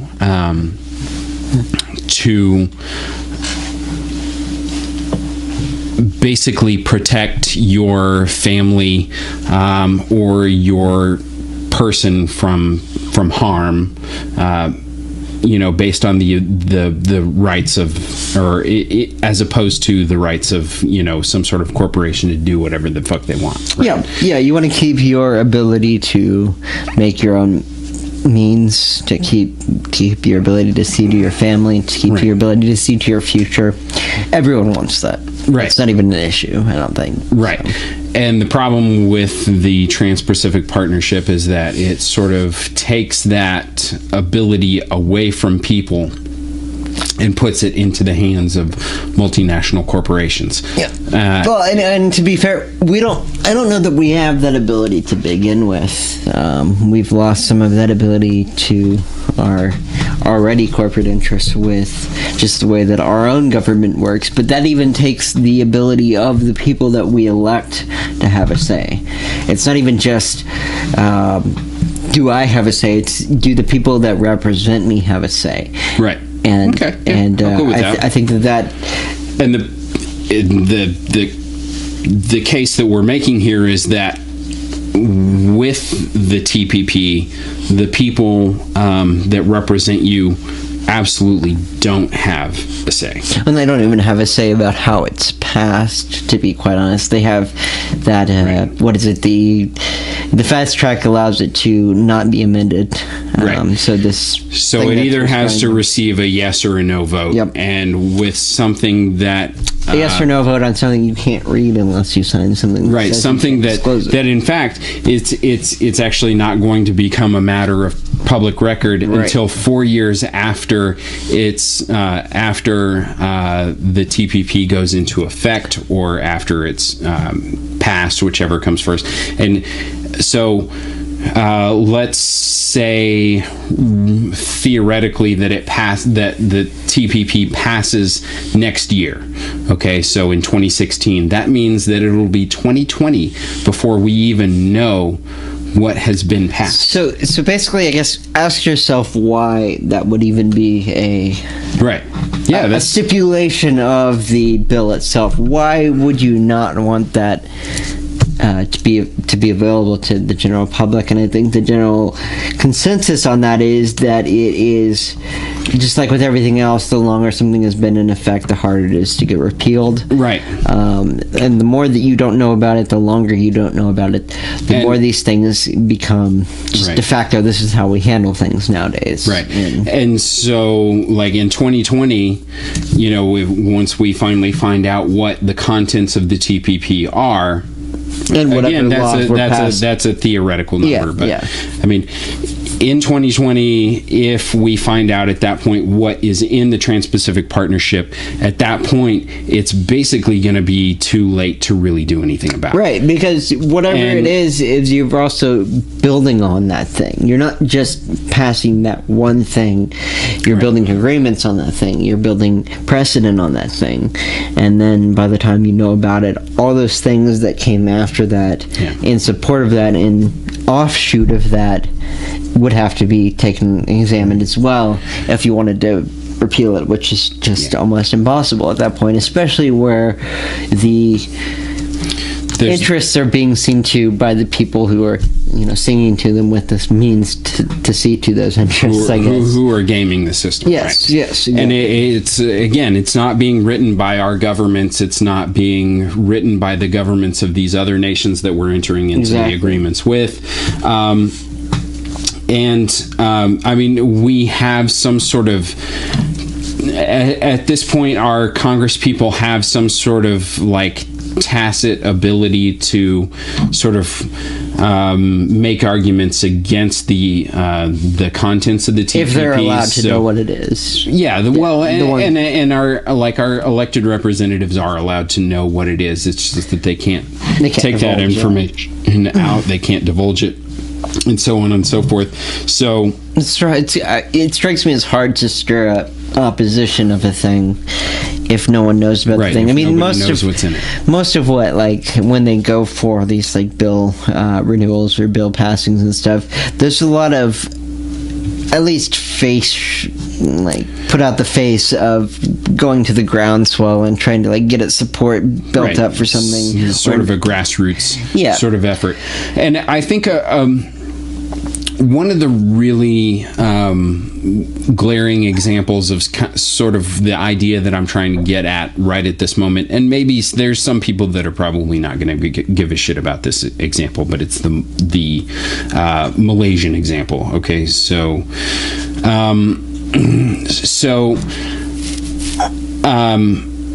after the WikiLeaks after WikiLeaks leaked portions of the Trans-Pacific Partnership as it existed at the time, it became clear to a lot of people that there were some inclusions about workers' rights within certain Asian countries, and particularly in Malaysia. So there was a particular senator, and again, I can't remember his name right now. I should probably get on that, but who was concerned that there weren't enough protections for workers' rights in small nations. So things like sweatshops and things like slave labor and things of that nature would be sort of given a pass, essentially. So this particular congressperson that I'm thinking of, that I can't remember their name, brought up the fact that they're all the same. Brought up the fact that, we were entering into this trade agreement with Malaysia, who has a huge problem with human trafficking, has a huge problem with slave labor, right? And things of that nature, and so the argument was formulated that that this particular congressperson wouldn't sign on to the Trans-Pacific Partnership unless Malaysia was able somehow to lower their rating on the human trafficking rating on human trafficking. Yeah, which was a 3. That's which I know almost nothing about where the scale ends, but 3 is from what I hear is bad. Yeah. And this is the reason why this particular individual had a problem with it. And so the decision was made within the interested parties of the Trans-Pacific Partnership to ensure that that Malaysia received a lower rating. So they were downgraded. They were downgraded to a 2, which is better, a better rating. Not a better. But we have solution. we have human rights activists and organizations out of Malaysia that are screaming at their top of their lungs right now that absolutely nothing has changed in Malaysia. They've just received a different rating. The perception of something has changed as far as it stands government. Right at this moment. The Trans-Pacific Partnership, and this could change. I don't know. The negotiations are officially over. As far as I was aware, I think they ended a couple of weeks ago. But as it stands right now, the Trans-Pacific Partnership is essentially a tacit sort of endorsement to Malaysian slave labor. Okay, guys. Because because the interested parties were able to sort of manipulate the system so that it... Isn't that the overall problem? I think that most of, at least me and you and most of the other people who brought this into knowledge is that these aren't... Any solution that you're going to see on this level is not going to impede with profits. It's not going to have any real impact. It's going to change. You're changing the system, the rating system, as opposed to fixing a problem. And I think that is endemic of what the entire thing is going to be. Is at least that's our concern. What's that book, The Merchants of Doubt, where they talk about how the same people that were employed on the ad campaign to make sure that there was some sort of doubt as to whether or not cigarettes were bad for you. Yeah.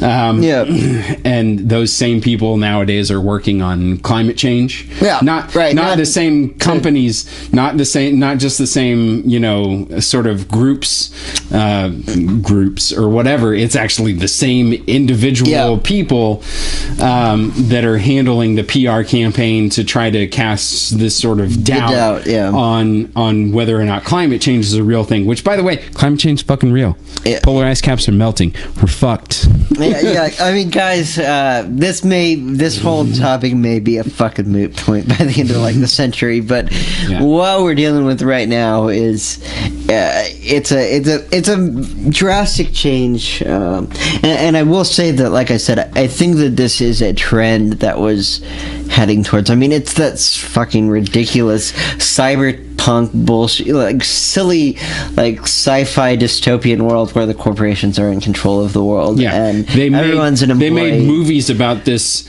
all over the place at the end of the 1990s. It's a goddamn joke, and it's and everybody watched those movies. I remember watching those movies and going, "This is such bullshit. This isn't right. This isn't true." No, or whatever. We'll do this, right? There's no way we'll ever, get to that point. But we're fucking here. Yeah, we're not just doing it. We're actually here because, as far as I can tell, I don't think that there is any real opposition to this. I don't think that there's you, definitely not enough opposition. There's no grassroots movement because there's no knowledge about the situation.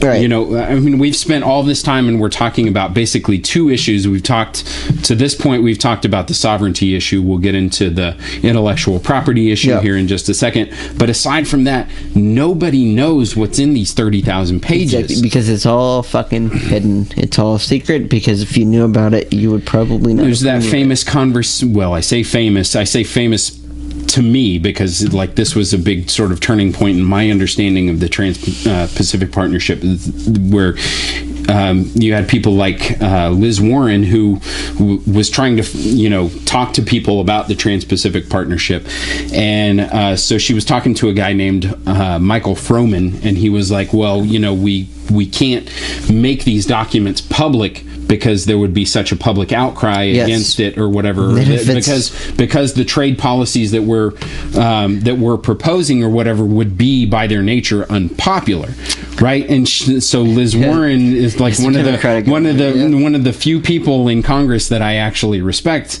and one of the few people that actually looks at a lot of this stuff from a populist standpoint, who's like, you've got it completely fucking backwards. And the issue is that if you can't make these issues public because the public would be opposed to them, then we shouldn't be making these deals. Yes, absolutely. And I think that is right to the heart of it, and that is exactly why you don't allow people to know about it. I think another thing, just slightly side because we can have a whole separate discussion about whether or not you should have information that's secret for national security. I realize that word's basically meanicless nowadays, but I mean, everything's national security as far as that word's concerned. In fact, I think national security has come up in a couple of articles I've read about the Trans-Pacific Partnership, which is fucking bullshit. Yeah, this has nothing to do with national security in any way that you would be okay with being secret. It has to do with corporate interests, and which is multinational security right there. That is not national security anymore, because you're dealing with corporations that have no ties to you. Don't get me wrong, that these trade agreements, they are good for someone. It's just not you and me. It's not you and me. It's not anybody, while there might be any individual in this country. There might be some auxiliary benefits that you would come down to, but I guarantee you that you are not you're not entering into the equation of what is going to happen in the coming, months, years, whatever this is. Once this is all kind of enacted, you are whatever. You're a non-entity, essentially, basically. You're not being factored in. Yeah, and not to say you won't benefit, not to say you won't be hurt by it, just that yours is not the people that are being seen to, and that's just the reality that we're in. I don't know what the solution is on that. I mean, I don't know. There's not enough knowledge going on around it, obviously. I don't know if you could stop it if you wanted to at this point. And that would be something. This is one of the issues where where reluctantly I have to submit to my pessimism. Yep. And since Fast Track it's already a done deal. And I think we did discuss a little bit about what Fast Track is, but it is basically the ability to pass something without any sort of amendments, where it's either yes or no, where you and to be honest, like, most Congress don't actually read all the bills anyway. How could you? They're vast, spanning things of nonsense bullshit. Right. And just a slight aside, I wouldn't even necessarily mind if amendments were not allowed to be factored in. I just think you can't do that. If there was a certain amount of transparency. Right. If it was transparent and if it was small. If it was a small issue, like I think adding things onto these issues that are very, very like big ticket issues that we care about a lot, and then trying to add a bunch of shit on there that makes them basically unpassable because, you know, I'm not going to vote for this bill that will help these people because it's also got all this other bullshit tacked onto it. I think it would be a great way of handling things if we just knocked all that out and we handled little issues, but we don't do that. We handle these big, vast spanning things, and this one we don't even know about. I don't think all of Congress knows about it, at least as far as I was aware of. Maybe that's changed. Maybe they've all like signed the little document that said that they are not allowed to know. But I know that a lot of Congress people were talking about how they were not included in the talks. They were not included in the reading of the bill. They're not included in the talks because the talks aren't happening among members of government. Right, exactly. Not just of our nation, but of any nation. Sorry. Right, and I think that's. I mean, how do you pass something that is wide spanning, nation changing, policy changing across the globe without having any dialogue between the people that it is, you know, representing the people that are that are being affected by that? I think that's a baffling thing, and I think it's entering into a weird, like, new world. And that's sort of another thing that I find frustrating with the whole free trade and free market argument is that the arguments around free trade and the arguments around the free market generally presuppose that there's perfect transparency, but there's not. Right, exactly. And I mean, this is a glaring example, but I mean, you talk about, you know, transparency in any sense with any sort of company in their business practices or whatever. I mean, how many people know about how horrible the working conditions are at Amazon, you know? Right. By the way, thank you, Amazon, for being just fascist and horrible enough for me to get a really great deal on all the equipment that I needed for this podcast. Check out Audible, audible.com. It is our sponsor, hopefully. Audible's not our sponsor. Audible Books, they are we read to you aloud. We have no sponsors, but the good news about that is this podcast, and the reason why we're putting it up on YouTube initially anyway is because we don't have any money to pay for any sort of hosting. For serious, yeah. So this podcast is completely free. And therefore free of influence. Yeah, and free of influence. I may regret my Amazon comment when I go to try to set up our Amazon portal next year. Because we will be doing that, because because we need beer money. We do need beer money. The shit does not pay for itself. Right. So let's we've danced around intellectual property for long enough. Yep. So the issues that I know about with intellectual property, most of them have sort of revolved around pharmaceutical companies. I think that's definitely a big one. I think it can also extend into, and I think I haven't heard a whole lot of this, but I can't see why it wouldn't. I mean, now we are basically making everything proprietary. We're making food proprietary, where you've got I was definitely going to try to bring up the fact that, you know, like, okay, so and the GMO issue gets muddled so fucking much, and I'm not anti-GMO. Yeah, we've talked about this before. I think genetically modified organisms are perfectly fine, but I do advocate for perfect transparency where, you know, for example, labeling issues. I think that, you know, if the American people decide that they want labels about what's genetically modified, what food they're buying is genetically modified and what's not, I think there's no reason not to do that.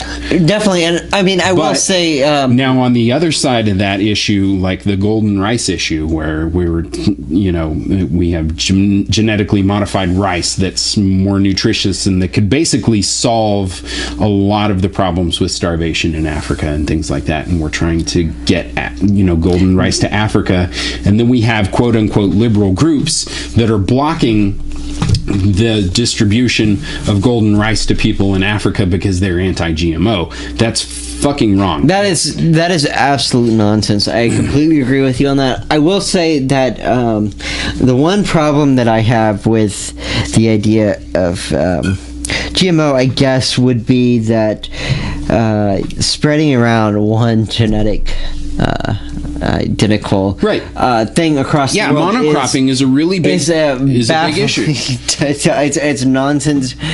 It's a big issue, but that's not just that's not just Monsanto. True, I mean that's a modern farming issue that we've got. It is, and I'm not saying I don't see. I'm not saying I don't see any of the benefits. But people have this sort of meme in their heads about Monsanto is bad, and therefore all the GMO's bad.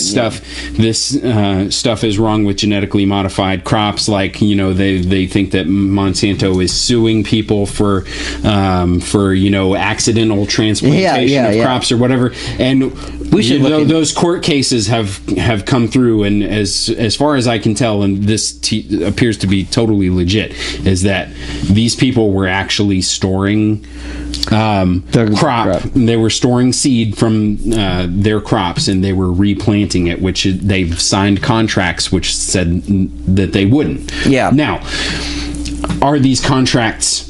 Is it right to have people sign this sort of contract? I think that's a totally separate issue, and it's still up for discussion. But as far as it stands at this point, maybe those were actually... My problem with Monsanto right at the moment, the biggest thing with like these big GM and big ag companies is that like these are the companies that are pushing really hard for the ability to patent, to designate as intellectual property a species of plant or animal, or a particular genetic sequence. Right. So that's fucked.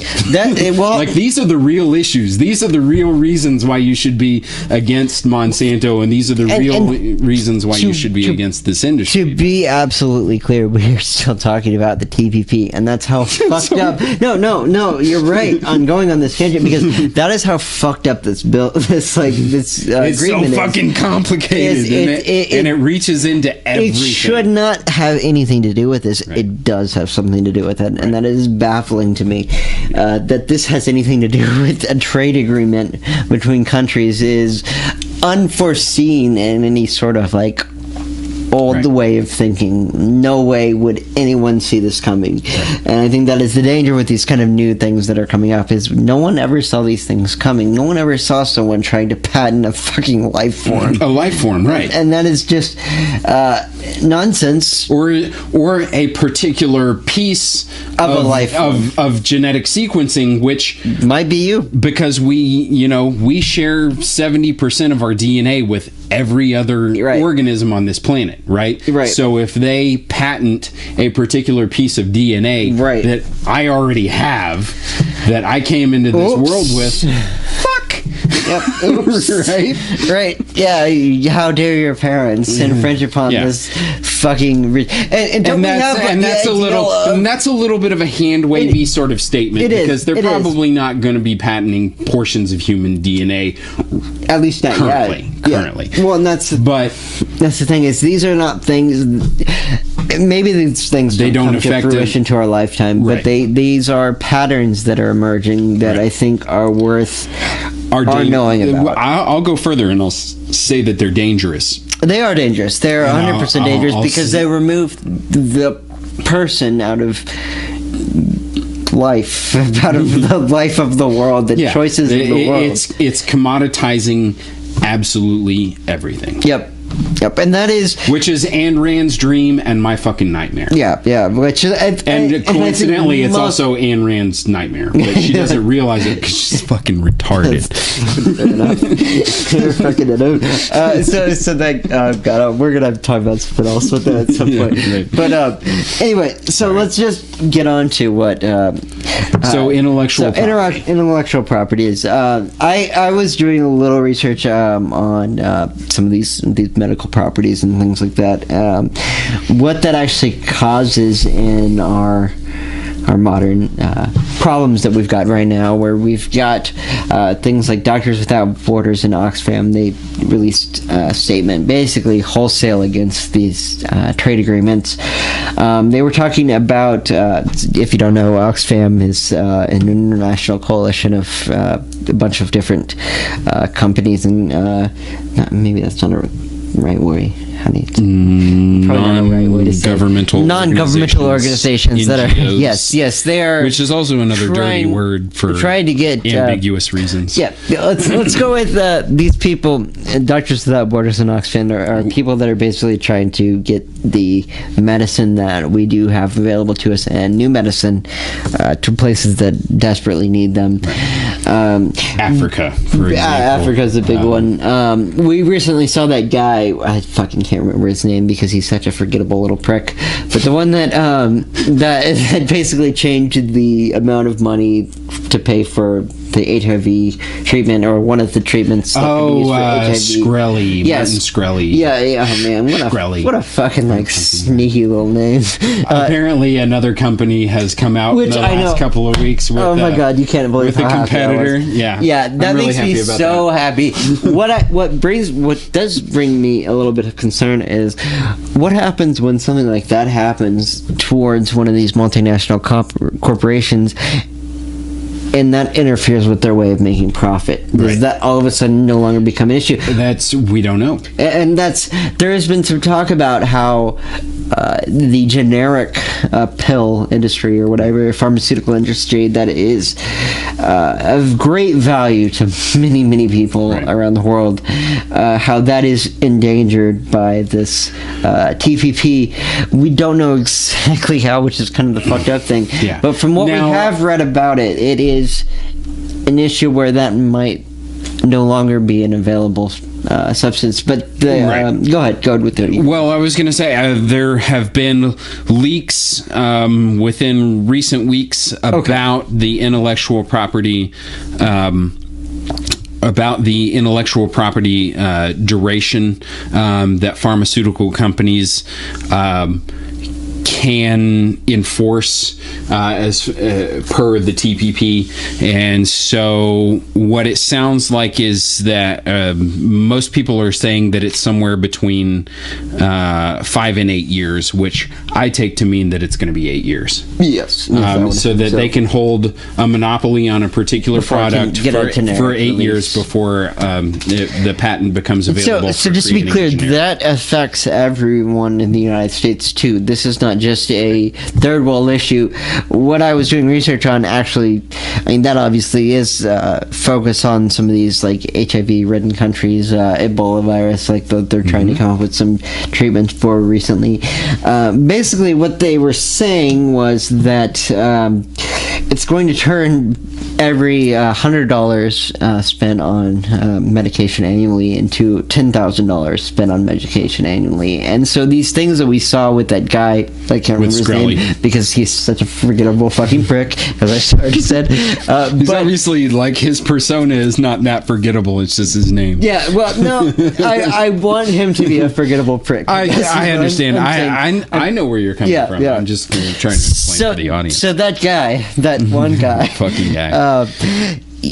Everyone was outraged by that. At least everyone that I knew was pretty outraged by that. It was a nonsense excuse to basically profiteer. It is something that we've dealt with in this country before. We've dealt with profiteering and price gouging before, and it was one using against people who were not only just inconvenienced by the change, but literally life threatened by the change. And you're taking that onto a global scale. You're not even talking about one selfish guy. You're talking about and let's be clear, and let's be a little bit as fair as possible to Shkreli. Shkreli became famous because he was he became a meme, essentially, because he was such a glaring example and such a public example of the particular issue that we all sort of know is looming, right? Yes. So we know that that intellectual property rights with pharmaceutical companies is a big issue because a lot of people rely on generics, and now, to be fair, in the U.S., intellectual property rights on pharmaceuticals, I think, is much longer than 8 years right at the moment. So, like a generic, I think, like there was originally the corporations were sort of touted to have wanted as many as 12 years of intellectual property rights on their pharmaceuticals, and then it backed off to what I assume is going to be the actual number is 8 years. And let's be clear about that real quick. The pharmaceutical companies knew that 12 years was unreasonable, and they wanted 8 years. They highballed at 12 years. Yeah, but they really wanted 8 years. And they really wanted 8 years. And I don't think that we've compromised on that at all. Like, they won. They got what they wanted. Yeah. Right? But we got to feel a little. So So basically, what this means is that if a pharmaceutical company develops a drug, they're going to have a monopoly on that particular drug once they patent it for 8 years before the patent becomes available to make a generic. And by the way, this is spearheaded by the pharmaceutical industry, but it's, as far as I know, the intellectual property rights themselves, as they're included in the TPP, would also affect lots of other segments in the marketplace, not just pharmaceuticals. It is not just pharmaceuticals, right? I mean, this is a widespread thing. The problem is we know some about it. We don't know all about it. We only know what has been leaked. We only know. And by the way, the WikiLeaks documents are from 2012, I think. Yeah, that's the 2015. Thing, is that it's changed since then, and we don't necessarily know how. And no doubt, whatever was in there before. So that's why I say when people are saying that it's somewhere probably close to 8 years or whatever, it's a little bit like, when the mainstream media has like this, when they say our government sources say that or an anonymous government source told us that blah blah blah. It's because they had a press conference where they pre-released some unofficial information, to see if people would freak the fuck out. Yeah, and if they did, then they would come, dial it back and be like, no, or whatever. Definitely. Which is, we can talk about that. So on just a kind of cool quote that I thought was interesting thing for the Doctors Without Borders and the Oxfam. They indicated that there needs to be a balance between basically innovation. Reasons. What are these? Fucking goddamn it! We're gonna have to edit this. Sorry. Totally leaving it. Don't fucking leave this. So basically, we have to be honest with our audience. Yeah. Are we gonna be honest about your pee that you had earlier? Yeah. Oh yeah. Yeah. All right. I am. Right, and your masturbation under the table. Yes. It's a goddamn mess under here. Well, to be fair, it was your masturbation and my petting the dog. Well, that's what if that's what you call it these days. These kids. Anyway, so what they said was that there needs to be a balance. That was a sidebar. Between the incentivizing.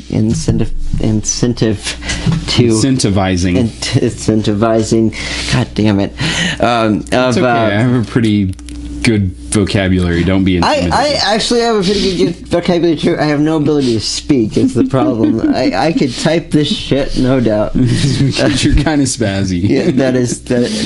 We should. Do you see that, we guys? should bring that up at some point in time. Yep. I think we're too business focused here on the Clickbait podcast. But the incentive to cause innovation, it's important to make it to where these companies have a reason to push the boundary on these innovate, things. right? But it's also important to and monopolization is a way of sort of suppressing innovation. Well, so it's important to have that or suppressing competition incentive, but it's equally as important to have that innovation be available to whatever it's supposedly to innovate for. Whatever your purpose is, for this case, for medication, it doesn't matter if you come up with a new invention with some sort of revolutionary treatment with AIDS and cancer or whatever, if the people who have it can't afford it whatsoever. That doesn't serve any purpose.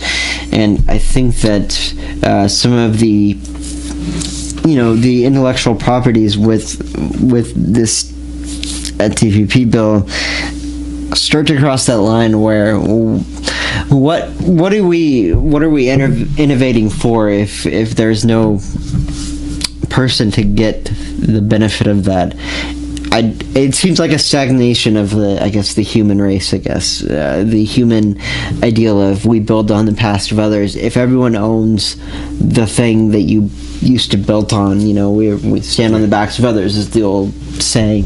But if everyone owns the back of the person that you're standing on, why are you standing on that back? I guess it's kind of interesting perspective. It definitely, to me, it seems like that costs more than just the short-term issues that we're talking about. I think that it's a curtail of what we can do as a human species. And maybe that's a little heady, I don't know. I'm looking at the Doctors Without Borders website or webpage on the TPP right at the moment.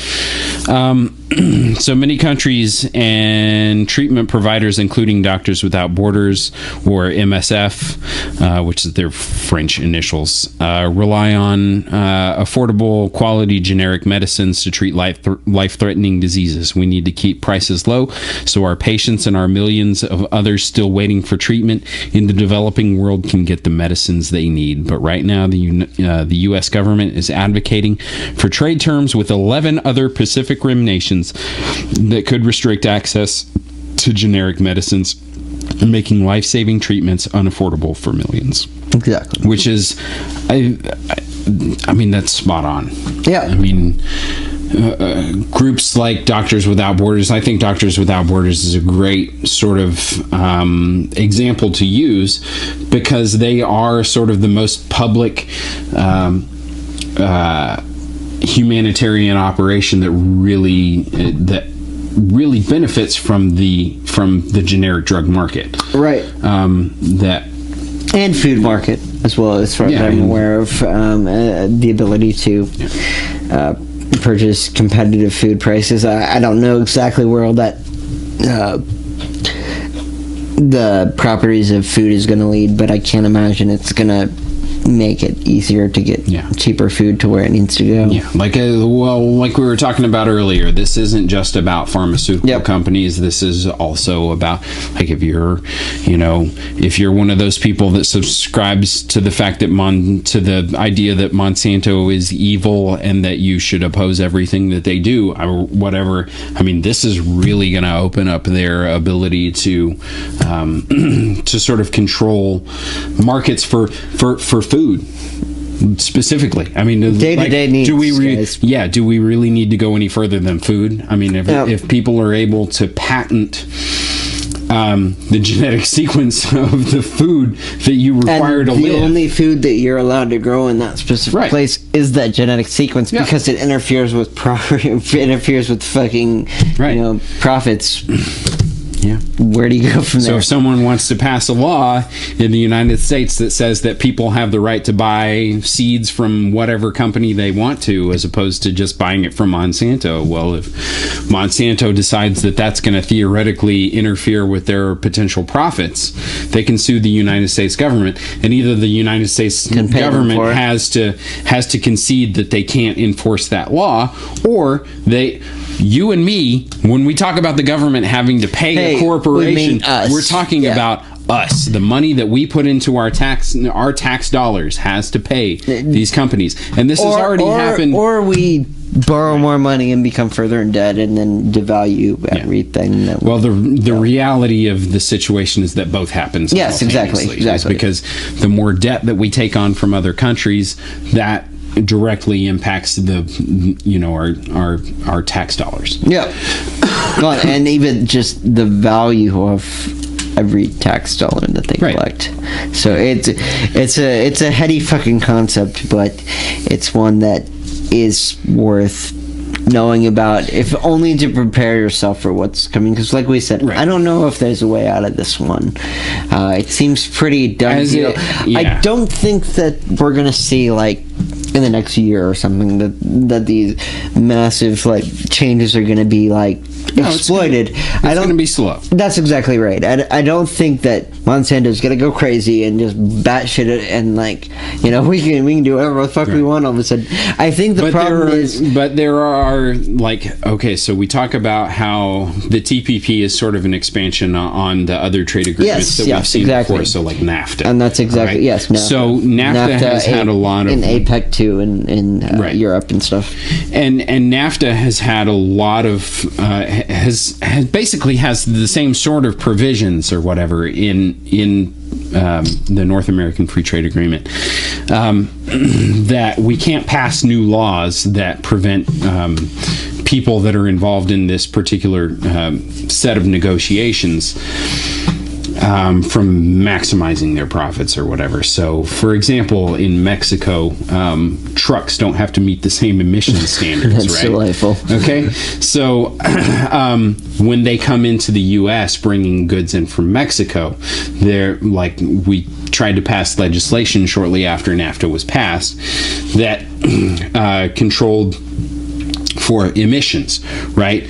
And since the Mexican trucks coming into this country didn't meet those requirements or whatever for emissions, and by the way, I know if you don't give a shit about the environment, then you don't care. The important point is that it's not about. But the trucking companies within those Mexican within the Mexican, you know, arm of the North American Free Trade Agreement were able to sue the United States government, and it was basically decided that they did not have to comply with our nationwide emissions regulations. Right. So it doesn't matter whether it's emissions. It doesn't matter what it is. It matters that they were able to supplant the legal standing of what we had passed as a law, whatever that law is. It's an example of what you're able to do with these kind of agreements. This is a furthering of that, and this is including more people into the party. And basically, I think that's the issue. By the way, here's a little experiment for everybody at home to do, if you want to. I mean, you don't have to, obviously, but take a look at the tag on your t-shirt, okay? And look and see what country of origin it says. Like, so this is, you know, this t-shirt was manufactured in, let's say, India or whatever. I think mine right at the moment is probably it's probably Vietnam, I want to say. Take a look in a few months at what country of origin the same brand of t-shirt. So this is a Hanes t-shirt or a Fruit of the Loom or something like that. Take a look at that same brand of t-shirt 6 months from now and see if it says the same country. And the reality of the fact is that it won't, because when you start, like, as it stands with, you know, like workers' rights and things of that nature, and the way that they tend to progress is that we start manufacturing a product in one country, and it generally starts off as being like the cheapest country where you can buy labor. Sure. So the countries with the least labor standards, the least environmental regulations, and basically the countries that it's going to cost the least to do business in, right? That's where we start manufacturing a particular product. So that starts to funnel just a little bit of money into that particular economy, and it's not very much. But once that money starts to get in there, usually the workers start to sort of organize and start to demand like better working conditions. Yeah, unions. And as it stands right now, we have with free trade as it stands between us and Mexico, and this has been a lot of what's been keeping Mexico down or countries like Mexico down and things like that. is that when people start demanding workers' rights, then our corporations just pick up shop and move into another country that has less regulation. And so, I mean, it's a race to the bottom. Yeah, okay? These are not like new principles. These are things that have been going on. But this is an expansion of the same sort of tendencies that started a long time ago. So if you discover that you can get away with, poking your classmate in grade school, in the back as you're sitting in class or whatever, and you discover that no matter what you do, that person's not going to fight back or whatever, then you just keep on doing it, right? Pull the hair. Right? Keep on, pull the hair. Why not spit a little? Yeah, exactly. And then maybe flick the ear a little bit or whatever. And then the one day that person just fucking snaps and goes ape shit and says, go pick on the next or guy. Whatever, then you move over to the next guy. And that's exactly the sort of, on a global scale, that we're seeing happening. Fucking preschool politics. We are preschool politics. Which I think there's an argument to be made that all politics is preschool politics. Because it's... Fair enough. It's whatever you can get away with until somebody lashes off, and then you move on to the next one. And so that is what we're dealing with. We're dealing with, a slow progression towards a thing that we don't really know what's coming. We can guess, we can look at trends and things like that, but the serious fact of the matter, is that this is a time that I don't know that there's been a global community heading towards this direction ever before, and it's a little scary not to have history to look back on and see where this is unprecedented, and not that we always learn from history, but by the way, we should mention that so I read in this article that the TPP is in agreement with 11 Asian nations. The TPP is also associated loosely with the TIP, which is our agreement, which is a carbon copy agreement that we're going through with Europe right at the moment. And then there's there's another one, and I can't remember I think there was another Asian one, but maybe I'm wrong. Maybe I'm thinking of TPP. Oh no, that's TIP.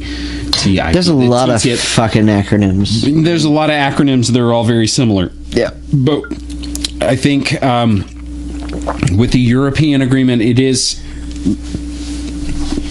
something like 52 nations that we're entering into the agreement there. It's a little bit muddy on that because the agreement actually it counts the European Union as one nation.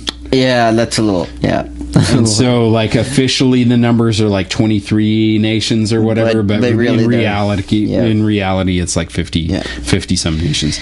But yeah, so this is a horribly non-sexy topic. It is, but it's got some real fucking world implications. It's got real pretty implications. Sexy if you look down at like what these things can do to life as far as we know it. It's a sweeping, vast topic that requires a meandering discussion, obviously, as we've just demonstrated. And this has been a meandering fucking discussion, and I'm really sorry to anybody that's listening right now that's like, Jesus Christ. I want you to know, too, this is a percentage of what is actually like going on. This is like, the problem with dealing with these things is they are so big. How do you even fucking talk about them? And exactly right, because we mentioned, the 30,000 pages of documents, and we have a tiny fraction of that have been leaked up to this point. That's the big stir. When we talk about sovereignty and we talk about intellectual property, I mean, these are the two issues that someone was willing to risk their life and limb, or at least their ability to remain in the game. Yeah, for sure. Yeah, exactly. To leak. And understand how big of a deal that is. This person that is part of that, whatever it is that allows you to get access to that, has signed those agreements and is still willing to risk. And by the way, did you read about that shit where each one has different different specific information? I don't know if this is for the PP or the TPIPA or whatever. But it's got different... Yeah, it's got different things in it to where... And it's like fucking, I heard it was like Stalinist Russia, basically, where it's got different things on each document to where if someone leaks it, they know which group it was leaked from. That's fucking really crazy shit. That's crazy. And I just I guess basically is my response to that. How you would I mean, I hope that everyone understands the implications of that, like what that suggests. Yeah. And that you're trapping people who would release this information. That's how closely you guard it and how much you know that this should not be released. And that's what you're getting behind as so my sympathies go out to anybody who's sat through this whole podcast episode and listened to us like wander around the actual point. Okay, so let's sort of try to clarify that and kind of our main takeaways is that. Okay, sounds so good. Basically what the TPP does that we know about is that it establishes an international court system of 3 people, 2 people that we know are, corporate and one international, who's basically a fake person who doesn't. And one who we know his name, but we don't know anything else about him.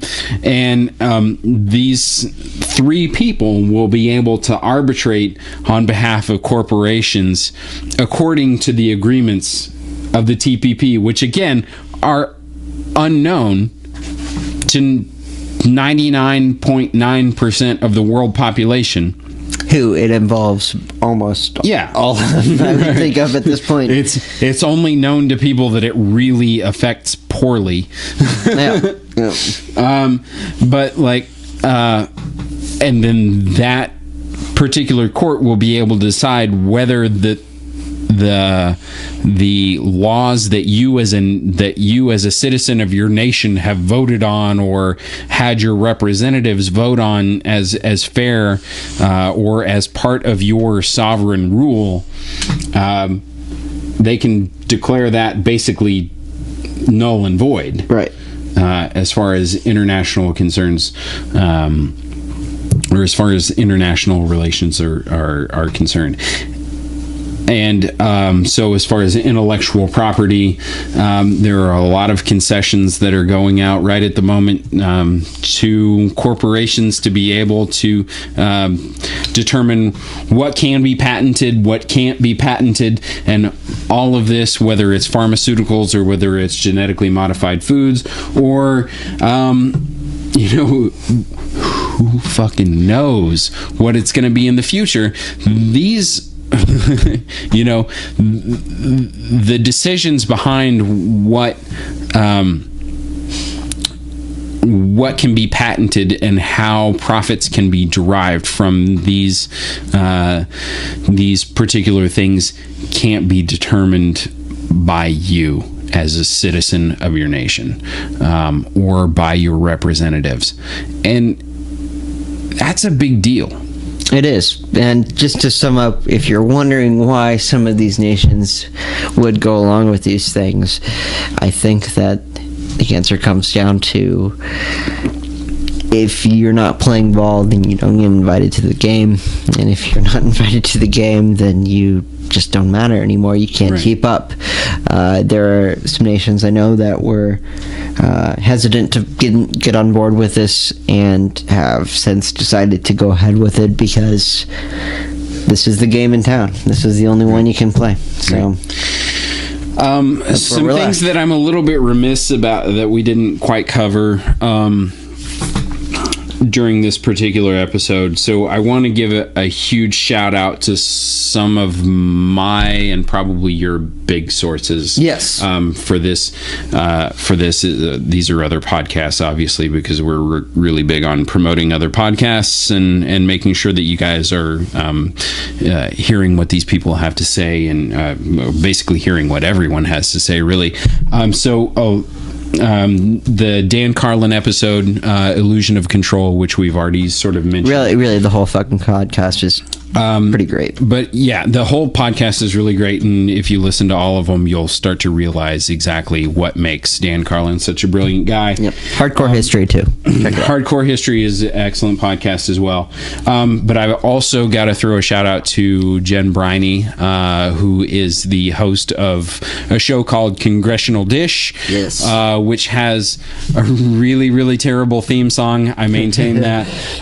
But if you can sit through that theme song and you can skip through it too. Yeah, you can skip through it. It's no problem. But basically, Jen Briney does something that nobody else in the world is really doing. She's going absolutely phenomenal. She's reading every bill that gets passed by Congress. Our Congress doesn't read the bills that Congress passes. Right. To be clear about that, like there's a large chunk of that is not read by them. Right, and so she goes through and she reads every single one of these bills, which are oftentimes like these huge 200, 900, 3,000 page documents or whatever. And she reads them and then she sort of reports on them. And she also goes through and gives you a lot of information about the PACs and the funding sources for the Congress people who vote for these particular bills or propose these particular bills. So it really does come down to like follow the money. I mean, you listen to a few of her episodes and it's really fascinating as to the amount of corporate like giveaways that get passed through our Congress. And then when she goes through and reads the amount of funding that comes from these different particular organizations, you see who pays stuff, for it, and you can guess who's benefiting from it. Yeah, you see who is funding this person. You see exactly what effect that money in our political system has on the laws that we pass. And it's like, my big problem with the podcast is that I can't listen to more than a couple episodes without getting really depressed, because which is always a great podcast because she's doing God's work. She is doing God's work. So definitely check out Congressional Dish with Jen Briney, and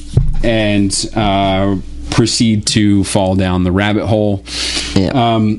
She has an episode specifically about, she's been talking a lot about the TPP this year. She's put out a few, I think pretty much every episode since this summer has really involved the TPP in some capacity. But she's that big, guys. She posts links to the actual WikiLeaks documents of the Trans-Pacific Partnership, and she plays audio clips of actual discussions that happen in Congress regarding the Trans-Pacific Partnership and with every bill, really. It's just a phenomenal podcast. I can't recommend it enough, and you will learn a ton about what happens in your government. So she's just a really great resource. So I want to make sure that you guys check that out. And we'll try to get our other sources up on our website as soon as that comes up.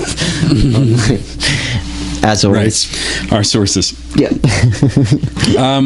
So anyway, we have to wrap it up. I mean, we could probably meander on about this. This is probably going to be one of the few times that I really have to edit out some content from the middle of the conversation, because this has really gone on for a huge amount of time. Guys. We killed the battery on the camera. He pretended to pee so we could kill the goddamn battery.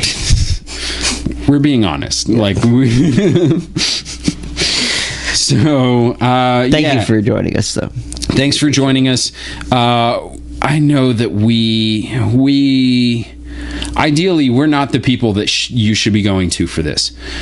But unfortunately, I think we're only two out of a handful of people that are really talking about the Trans-Pacific Partnership in depth in any sort of meaningful way. That is, if you can consider this a meaningful way, but I think there's some meaning there. Pick through it a little bit, but yeah, definitely check out the other sources. Don't rely entirely on this particular conversation, because as you know, this is a big one, guys. We're amateurs. We're full of shit. A lot of times we have our particular biases and everything, and so if you don't agree with us on our biases, make sure that you do your own investigation, and that's really what we advocate here on the Clickbait podcast.